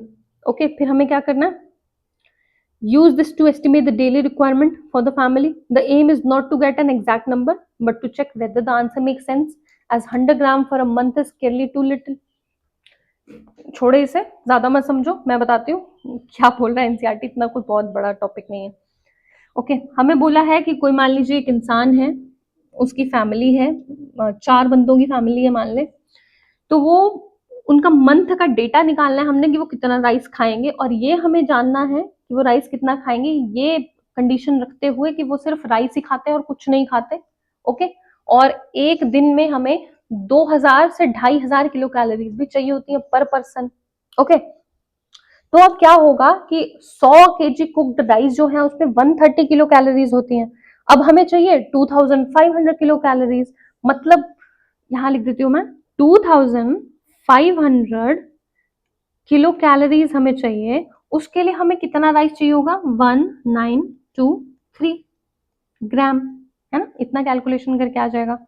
ओके, कि ये था 100 ग्राम राइस में 130 किलो कैलोरीज मिल रही थी, तो 2500 किलो कैलोरीज चाहिए, उसके लिए हमें इतना ग्राम राइस चाहिए होगा। रफ एस्टिमेट इसका हम अगर लगा ले तो हम बोल सकते हैं कि हमें चाहिए 2 केजी राइस, लगभग 2 केजी राइस, है ना। तो ऐसे ऐसे हम कैलकुलेशन कर सकते हैं। फिर आप ये बोल सकते हैं कि मंथ में कितना चाहिए, एक इंसान को अगर इतना चाहिए तो मंथ में कितना हो जाएगा, इंटू 30 हो जाएगा, है ना। इतना इंपॉर्टेंट नहीं था, बस आपको ये बताना था। इस जो मेन जो ये पैराग्राफ है इसका मीनिंग में मेन ये था कि आपको ये बताना था कि जो ये एस्टिमेट होता है ना, इसको हम रफ भी कर सकते हैं, कोई बड़ी बात नहीं हो जाएगी, रफ सा एस्टिमेट लगा के वैसे भी हम समझ लेते हैं। मैं इसको 1 मिनट इरेज कर लेती हूँ, फिर हम आगे देखते हैं, इसको थोड़ा सा पढ़ेंगे, फिर जो इसका लास्ट लास्ट में दिया, और कुछ नहीं था इसके बारे में, ज्यादा स्ट्रेस नहीं लेना है। ओके, चलो जी आगे देखते हैं, मिट ही नहीं रहा है ये बेटा, चलिए आगे यहाँ से देखते हैं अब। हाँ, the aim is not to get an exact number, यही हमने देखा, but to check whether the answer make sense, as 100 gram for a month is clearly too little. Okay, हमारा मेन मकसद यहाँ पे ये नहीं था कि हमने एग्जैक्ट नंबर बताना है 1923 ग्राम राइस चाहिए हमें, नहीं, हमें ये बताना था कि लगभग हम कितना कर सकते हैं, और 100 केजी के लिए मंथली अगर हम यूज करना चाह रहे हैं तो 100 केजी कितना कम हो जाएगा। ओके, और हमें कितना ज्यादा यूज होगा राइस, मतलब 2 केजी राइस तो हमने एक दिन में खा लिए, अगर हमें 2500 किलो कैलोरीज कंज्यूम करनी थी एक दिन में, तो कितना सारा हम कंज्यूम कर लेंगे, है ना। 2 केजी अगर एक दिन में था तो एक महीने में हो जाएगा 2 केजी इंटू 30, और 4 लोग हैं इंटू 4 भी हो जाएगा। ओके, तो ये सब चीजें आगे देखते हैं। Is too little, while few tons is far too much, और ये भी पता लग जाएगा कि फ्यू टन्स कितना ज्यादा है ना इन सब चीजों के लिए। Such estimation helps connect science to everyday question. अब जैसे जैसे हम ऐसी चीजें पढ़ते हैं तो वैसे क्या होता है ना, हम साइंस से और कनेक्टेड होते जाते हैं, एवरीडे जो हमारी साइंस यूज होती है हम उससे और कनेक्ट होते जाते हैं। Question about food and resources, food के रिसोर्सेज के क्वेश्चन से हम कनेक्ट होते जाते हैं। And show why approximate reasoning is an important scientific skill, और हमें ये भी पता लगता रहता है कि कैसे जो साइंटिफिक स्किल्स हैं वो डेवलप होती हैं जब हम अप्रोक्सीमेशन करते हैं। अगला भी ये क्वेश्चन है, हल्का सा समझने का है, नहीं समझ में आएगा कोई प्रॉब्लम नहीं है, बस एक बार देख लो, कुछ नहीं करना, सिर्फ देख लो क्या होता है। ओके, है ही नहीं, समझना है ही नहीं, इसको कुछ नहीं है इसमें, सिर्फ एक बार देखना है।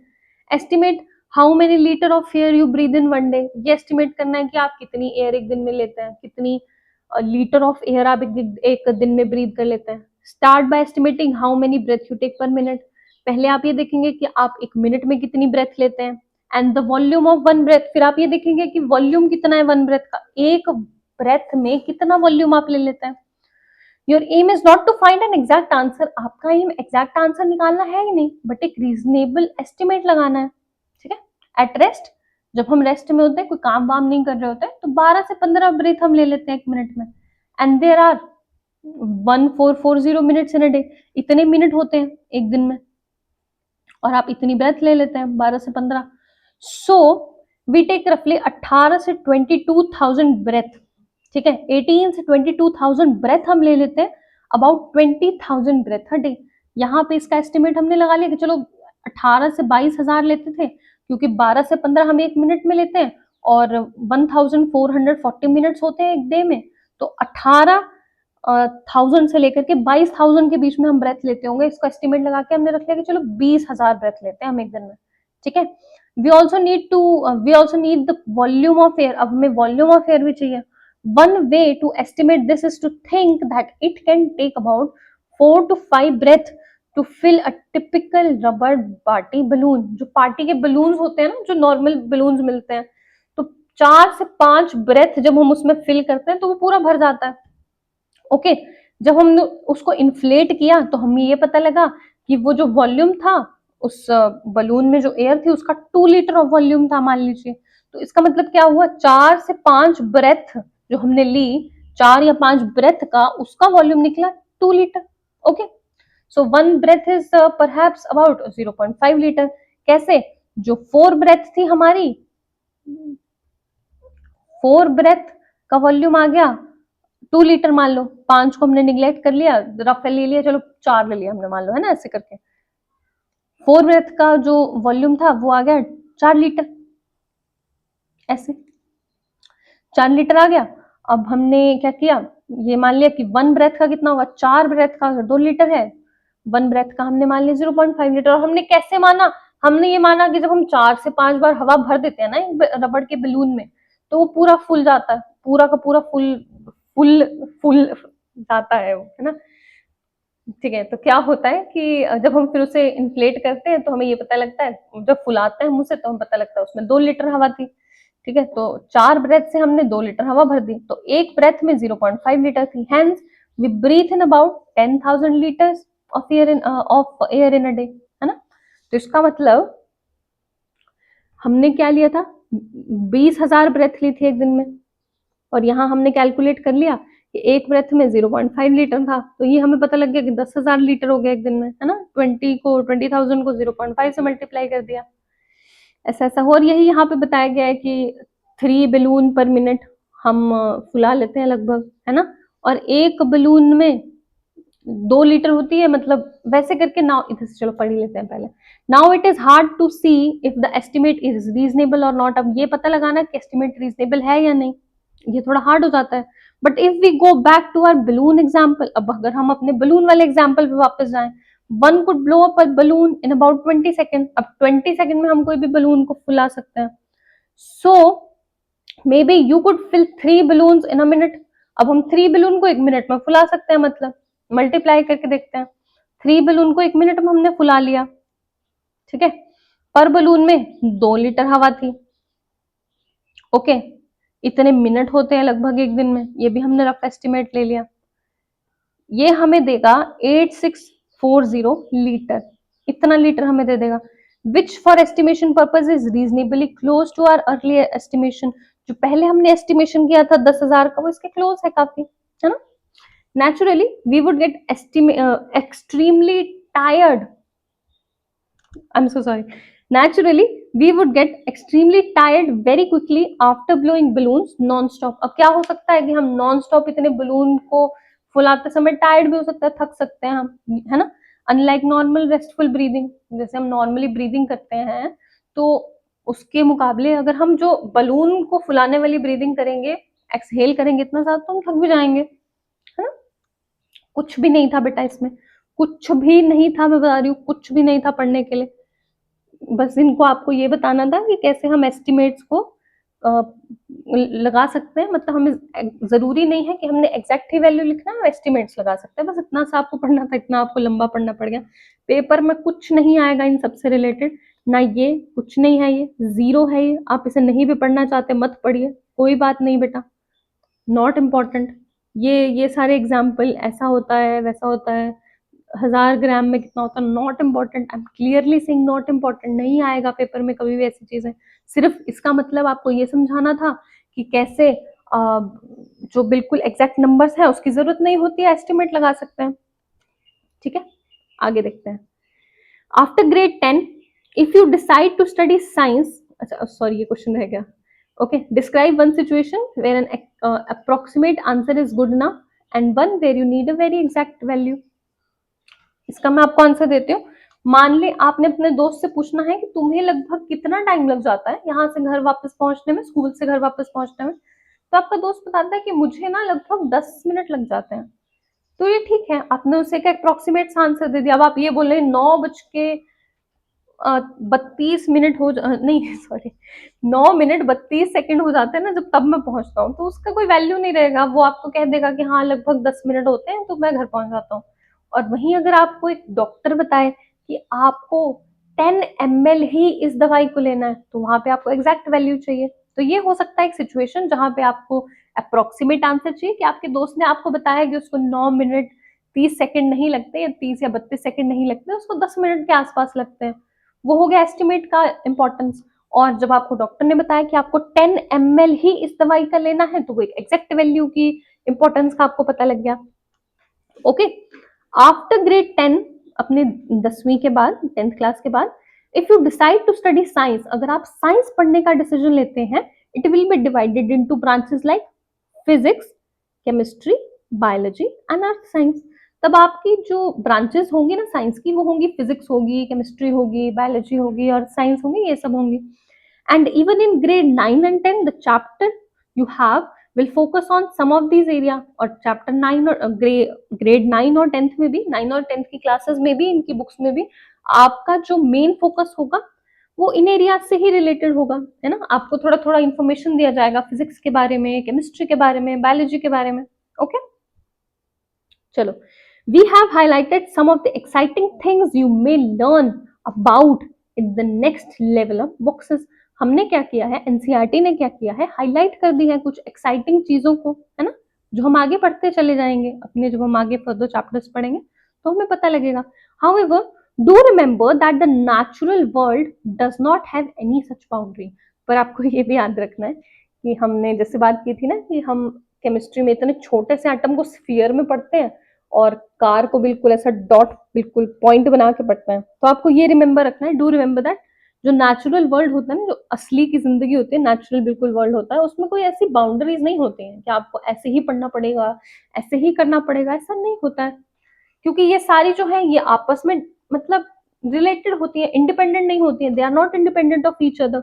आपस में सब एक साथ रिलेटेड होती हैं, तो हमें नेचुरल वर्ल्ड में इनको एक साथ ही चीजों को सबको पढ़ना पड़ता है ना। आगे मैं आपको एक एग्जाम्पल भी दूंगी, अभी पहले इस पैराग्राफ को पढ़ लेते हैं। Most of the real world problem today, आज की जो जितनी भी रियल वर्ल्ड की प्रॉब्लम्स है ना, जो रियल वर्ल्ड में आपकी एक्चुअली जो लाइफ में है, मतलब जो आपके एक्चुअली वर्ल्ड में है, such as underlining climate change, जैसे कि क्लाइमेट बहुत चेंज हो रहा है, पहले इतनी गर्मियां नहीं हुआ करती थी, अब बहुत गर्म हो रहा है मौसम, है ना, ग्लेशियर्स मेल्ट हो रहे हैं, मेडिसिन की भी डेवलपमेंट हो रही है एक तरह से, और designing sustainable technology, sustainable technology को हम डेवलप कर रहे हैं, require ideas from several discipline together.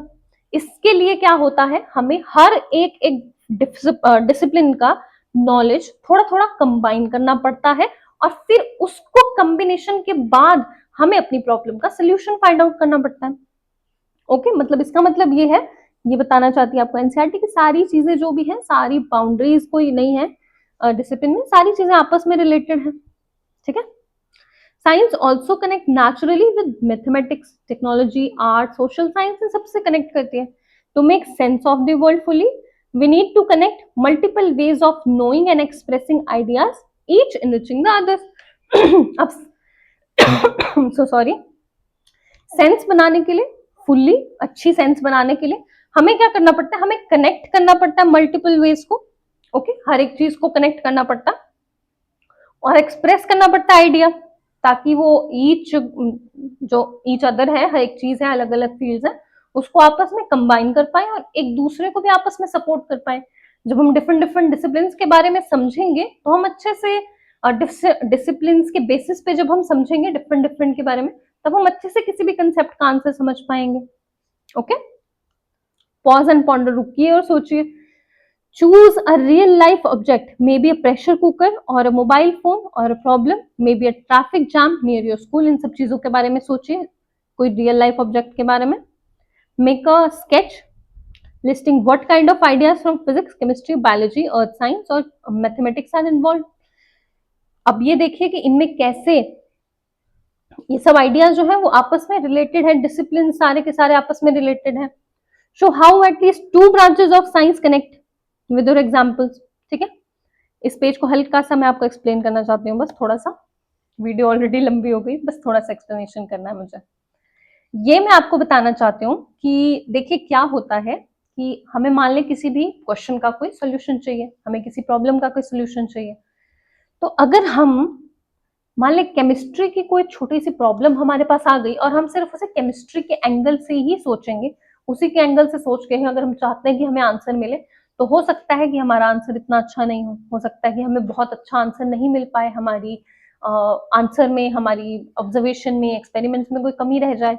पर वही प्रॉब्लम जब हम सारी डिसिप्लिन के हिसाब से सोचेंगे ना, केमिस्ट्री की कोई प्रॉब्लम जब हम फिजिक्स के पर्सपेक्टिव से भी सोचने लगेंगे, बायोलॉजी के पर्सपेक्टिव से भी सोचने लगेंगे, या सिर्फ केमिस्ट्री की नहीं, कोई रियल लाइफ की प्रॉब्लम को भी हम हर एक डिसिप्लिन, फिजिक्स, केमिस्ट्री, बायो, है ना, और अर्थ साइंसेज, लाइफ साइंसेज, इन सब के हिसाब से जब हम सोचने लगेंगे तो हमें एक ब्रॉड आइडिया मिलता है। ओके, और हर एक आइडिया जो हमें मिलता है डिफरेंट डिफरेंट डिसिप्लिन से, जब हम उसे कंबाइन करते हैं तो वो आपस में डिसिप्लिन को भी अपलिफ्ट करता है, डिसिप्लिन को भी हमें अच्छे से समझाता है, और हमारी हमारी भी बेनिफिट करता है, हमें भी अच्छे से समझ आ पाता है। मतलब कोई बहुत बड़ा कंसेप्ट नहीं है, बहुत बड़ी कोई चीज नहीं है, सिर्फ इतना सा आपको समझना था कि साइंस में ऐसा नहीं है कि कोई बायोलॉजी का चैप्टर है तो वो बायो के हिसाब से समझना है, फिजिक्स को फिजिक्स के हिसाब से समझना है। आप जितने भी डिसिप्लिन हैं इसको आपस में इंटर रिलेट करिए और फिर समझने की कोशिश करिए। ठीक है बेटा, लास्ट पेज अब हमारा खत्म है बिल्कुल। पहले उसको पढ़ने से पहले ये एक डायग्राम पढ़ लेते हैं।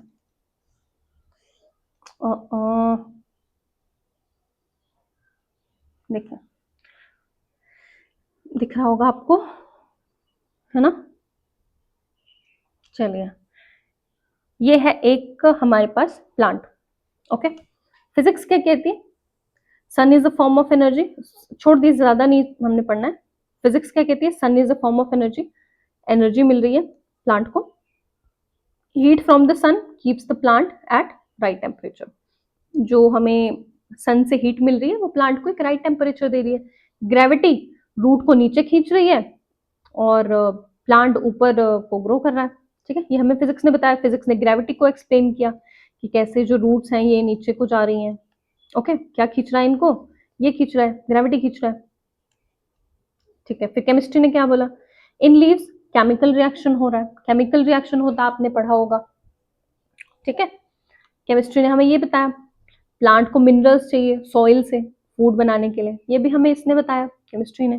केमिस्ट्री ने केमिकल इक्वेशन के बारे में बताया, फिजिक्स ने ग्रेविटी के बारे में बताया, एनर्जी के बारे में बताया। अर्थ साइंस ने बताया कि कैसे पानी यूज होगा, कैसे पानी हेल्प करेगा इस प्लांट को ग्रो करने के लिए। ये सब अर्थ साइंस ने बताया। माउंटेन रीजन है, कैसे अफेक्ट करेंगे, माउंटेन पे प्लांट होगा कैसा होगा, बिल्कुल प्लेन्स पे प्लांट है कैसा होगा, ये सब हमें अर्थ साइंस ने बताया।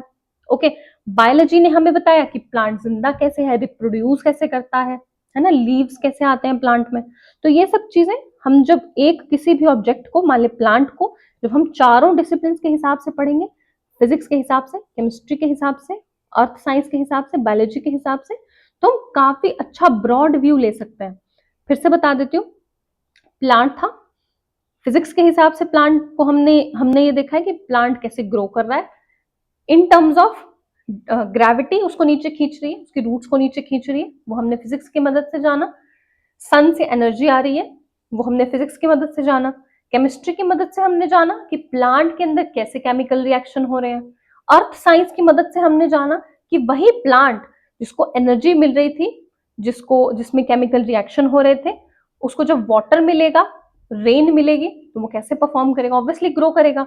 और ये जाना कि कैसे जब माउंटेन्स पे होगा तो डिफर होगा, प्लेन्स में होगा डिफर होगा, अर्थ साइंस की मदद से जाना। बायोलॉजी की मदद से हमने प्लांट के बारे में जाना कि कैसे उसके लीव्स ग्रो होंगे, है ना, कैसे वो रिप्रोड्यूस करेगा, कैसे उसमें आगे फर्दर फीचर्स होंगे। तो ये सारे जो आपके डिसिप्लिन हैं आपस में रिलेटेड होते हैं।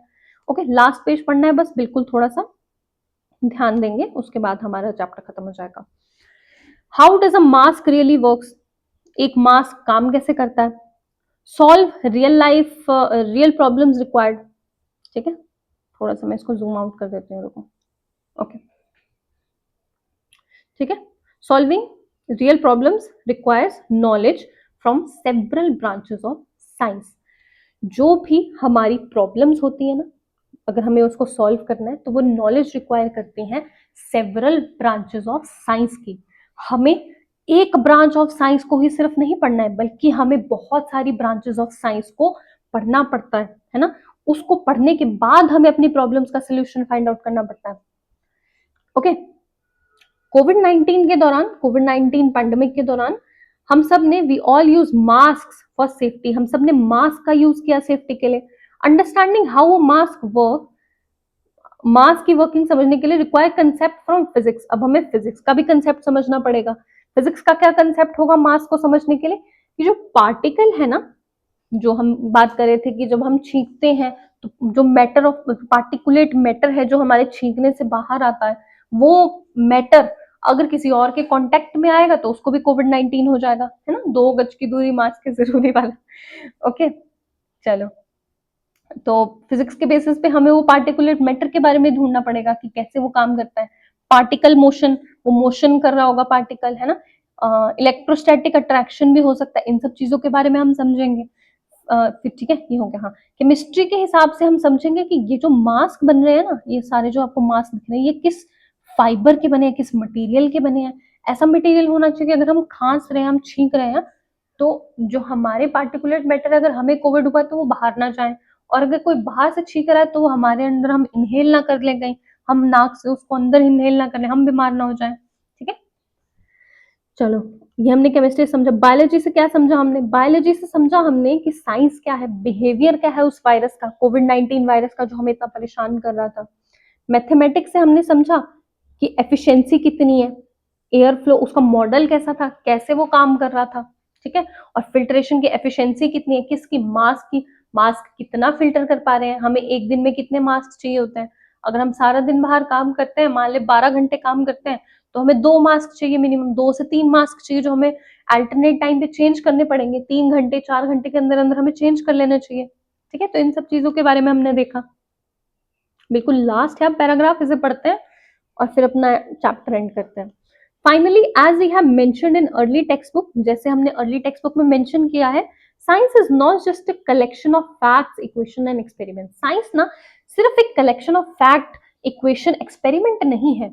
It is a human activity, एक ये ह्यूमन एक्टिविटी है, shaped by curiosity, creativity, collaboration and careful questioning. ये ना साइंस जो है, ये सिर्फ कलेक्शन ऑफ फैक्ट्स, इक्वेशन, इन सबको इकट्ठा कर देना नहीं होता है बेटा। इट इज, ये एक एक्टिविटी है। ठीक है, ऐसी एक्टिविटी जिसको शेप किया गया है, बनाया गया है बाय क्यूरियोसिटी, जिज्ञासा, क्रिएटिविटी, है ना, कोलैबोरेशन एंड केयरफुल क्वेश्चनिंग के थ्रू इसे बनाया गया। It grows as people ask question, test ideas, share results and learn from mistake. और कैसे ग्रो करता है ये, जब जब लोग क्वेश्चन पूछते हैं, गलत होता है कोई आंसर, है ना, बार बार उसे पूछते हैं, उसका आंसर फाइंड आउट करते हैं, फिर अपने आइडियाज, जो अपने आंसर्स फाइंड आउट करे, जो आइडियाज फाइंड आउट करे, उसको टेस्ट करते हैं कि क्या वो जो हमने आइडिया फाइंड आउट किया, आंसर फाइंड आउट किया, वो ठीक है भी कि नहीं। फिर शेयर करते हैं अपने रिजल्ट्स को, है ना, ताकि और लोग भी उसको टेस्ट कर पाए। सबका अगर सही आ रहा है, सब मानते कि हाँ यही रिजल्ट सही, तो फिर उसको हम मानते हैं और अपनी मिस्टेक से सीखते हैं बेटा, है ना। Science developed over time through the work of many individuals across different cultures and generation. Science develop हुई है ओवर टाइम, टाइम के साथ साथ। ठीक है, इतने साल हो गए ह्यूमन सिविलाइजेशन को, उन सालों में साइंस अपने आप में डेवलप हुई है। ठीक है, through work of many individual, बहुत सारे इंडिविजुअल ने साइंस की डेवलपमेंट में मदद की है, और बहुत सारे डिफरेंट कल्चर के, जेनरेशन के बहुत सारे लोगों ने साइंस की डेवलपमेंट में मदद की है।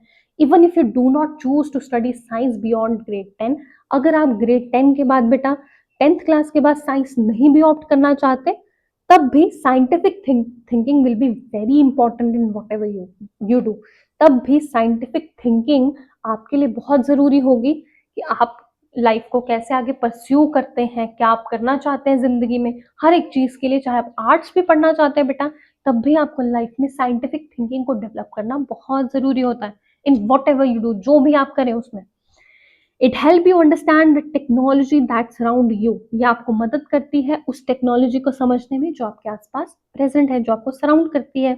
And help you evaluate information critically, और जो इंफॉर्मेशन आपके पास है उसको क्रिटिकली इवेल्युएट करती है, उसको समझने में मदद करती है कि जो इंफॉर्मेशन है वो क्या सही है भी या नहीं है ना। क्योंकि हमने हमेशा ये बात करी इस चैप्टर में कि हम क्वेश्चन कर सकते हैं साइंस में।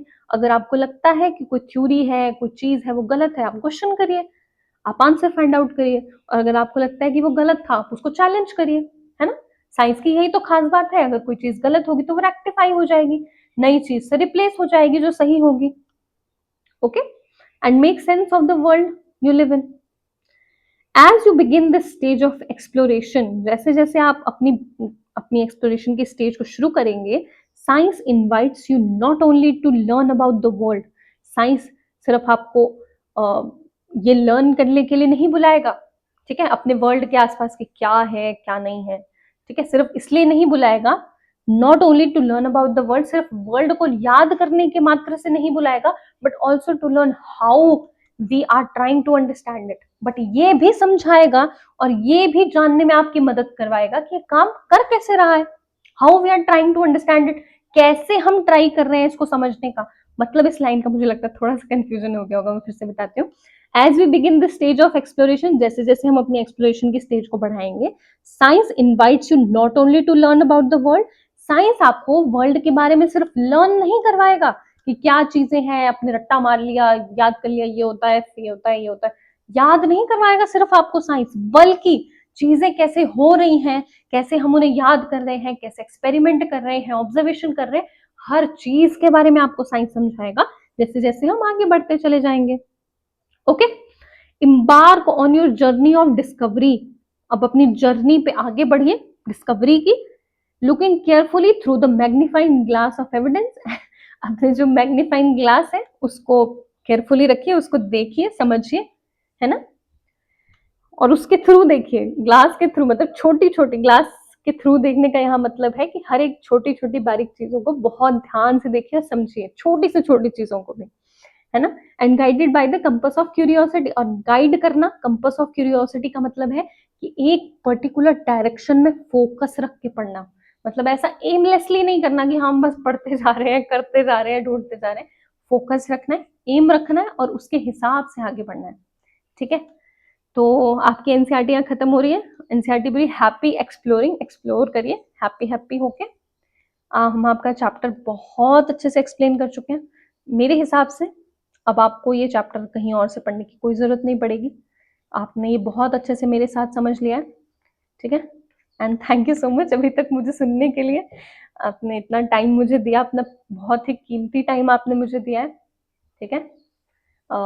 And at the end of the lecture मुझे बताना आपको कैसा लगा, समझ आया नहीं आया, क्या कंसेप्ट था जो रह गया, अगर कोई रह गया होगा तो मैं उसे फिर से एक्सप्लेन कर दूंगी, वीडियो डाल दूंगी।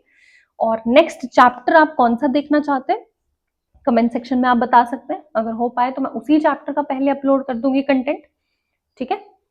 और कोई कोई टॉपिक मुझे छूट गया हो, मैं बस ये बता रही हूँ कि दो चीजें मैंने आपको बहुत डिटेलिंग में एक्सप्लेन नहीं करी है बेटा, मतलब ऐसा नहीं किया कि मैं उसमें आपका बहुत टाइम वेस्ट कर दूं, वो दो चीजें थी, एक तो ये था, ओके, क्योंकि इसमें आपको सिर्फ यही बताना था कि कैसे जो बिल्कुल कहते हैं ना कि एक्यूरेट जो बिल्कुल वैल्यूज होती हैं वो इंपॉर्टेंट नहीं होती है, एस्टिमेट्स आप लगाएं तो वो ज्यादा बेटर होता है, ये सिखाना चाहता था, ये भी यही था, और ये पेपर में कभी नहीं आता, आपने बस ऐसे समझ लिया, जितना मैंने आपको समझाया काफी है, उससे ज्यादा समझने की जरूरत नहीं, छोड़ भी सकते हैं, पेपर जाना हो, मतलब मान लो कल आपका पेपर हो, मत पढ़ के जाओ उसे, कोई जरूरत नहीं है ऐसे पढ़ने की, ठीक है, no need to study this and no need to study this also, बस आपने समझ लिया, मैंने बता दिया कि क्या इसमें आपको एनसीईआरटी बताना चाहती, काफी है।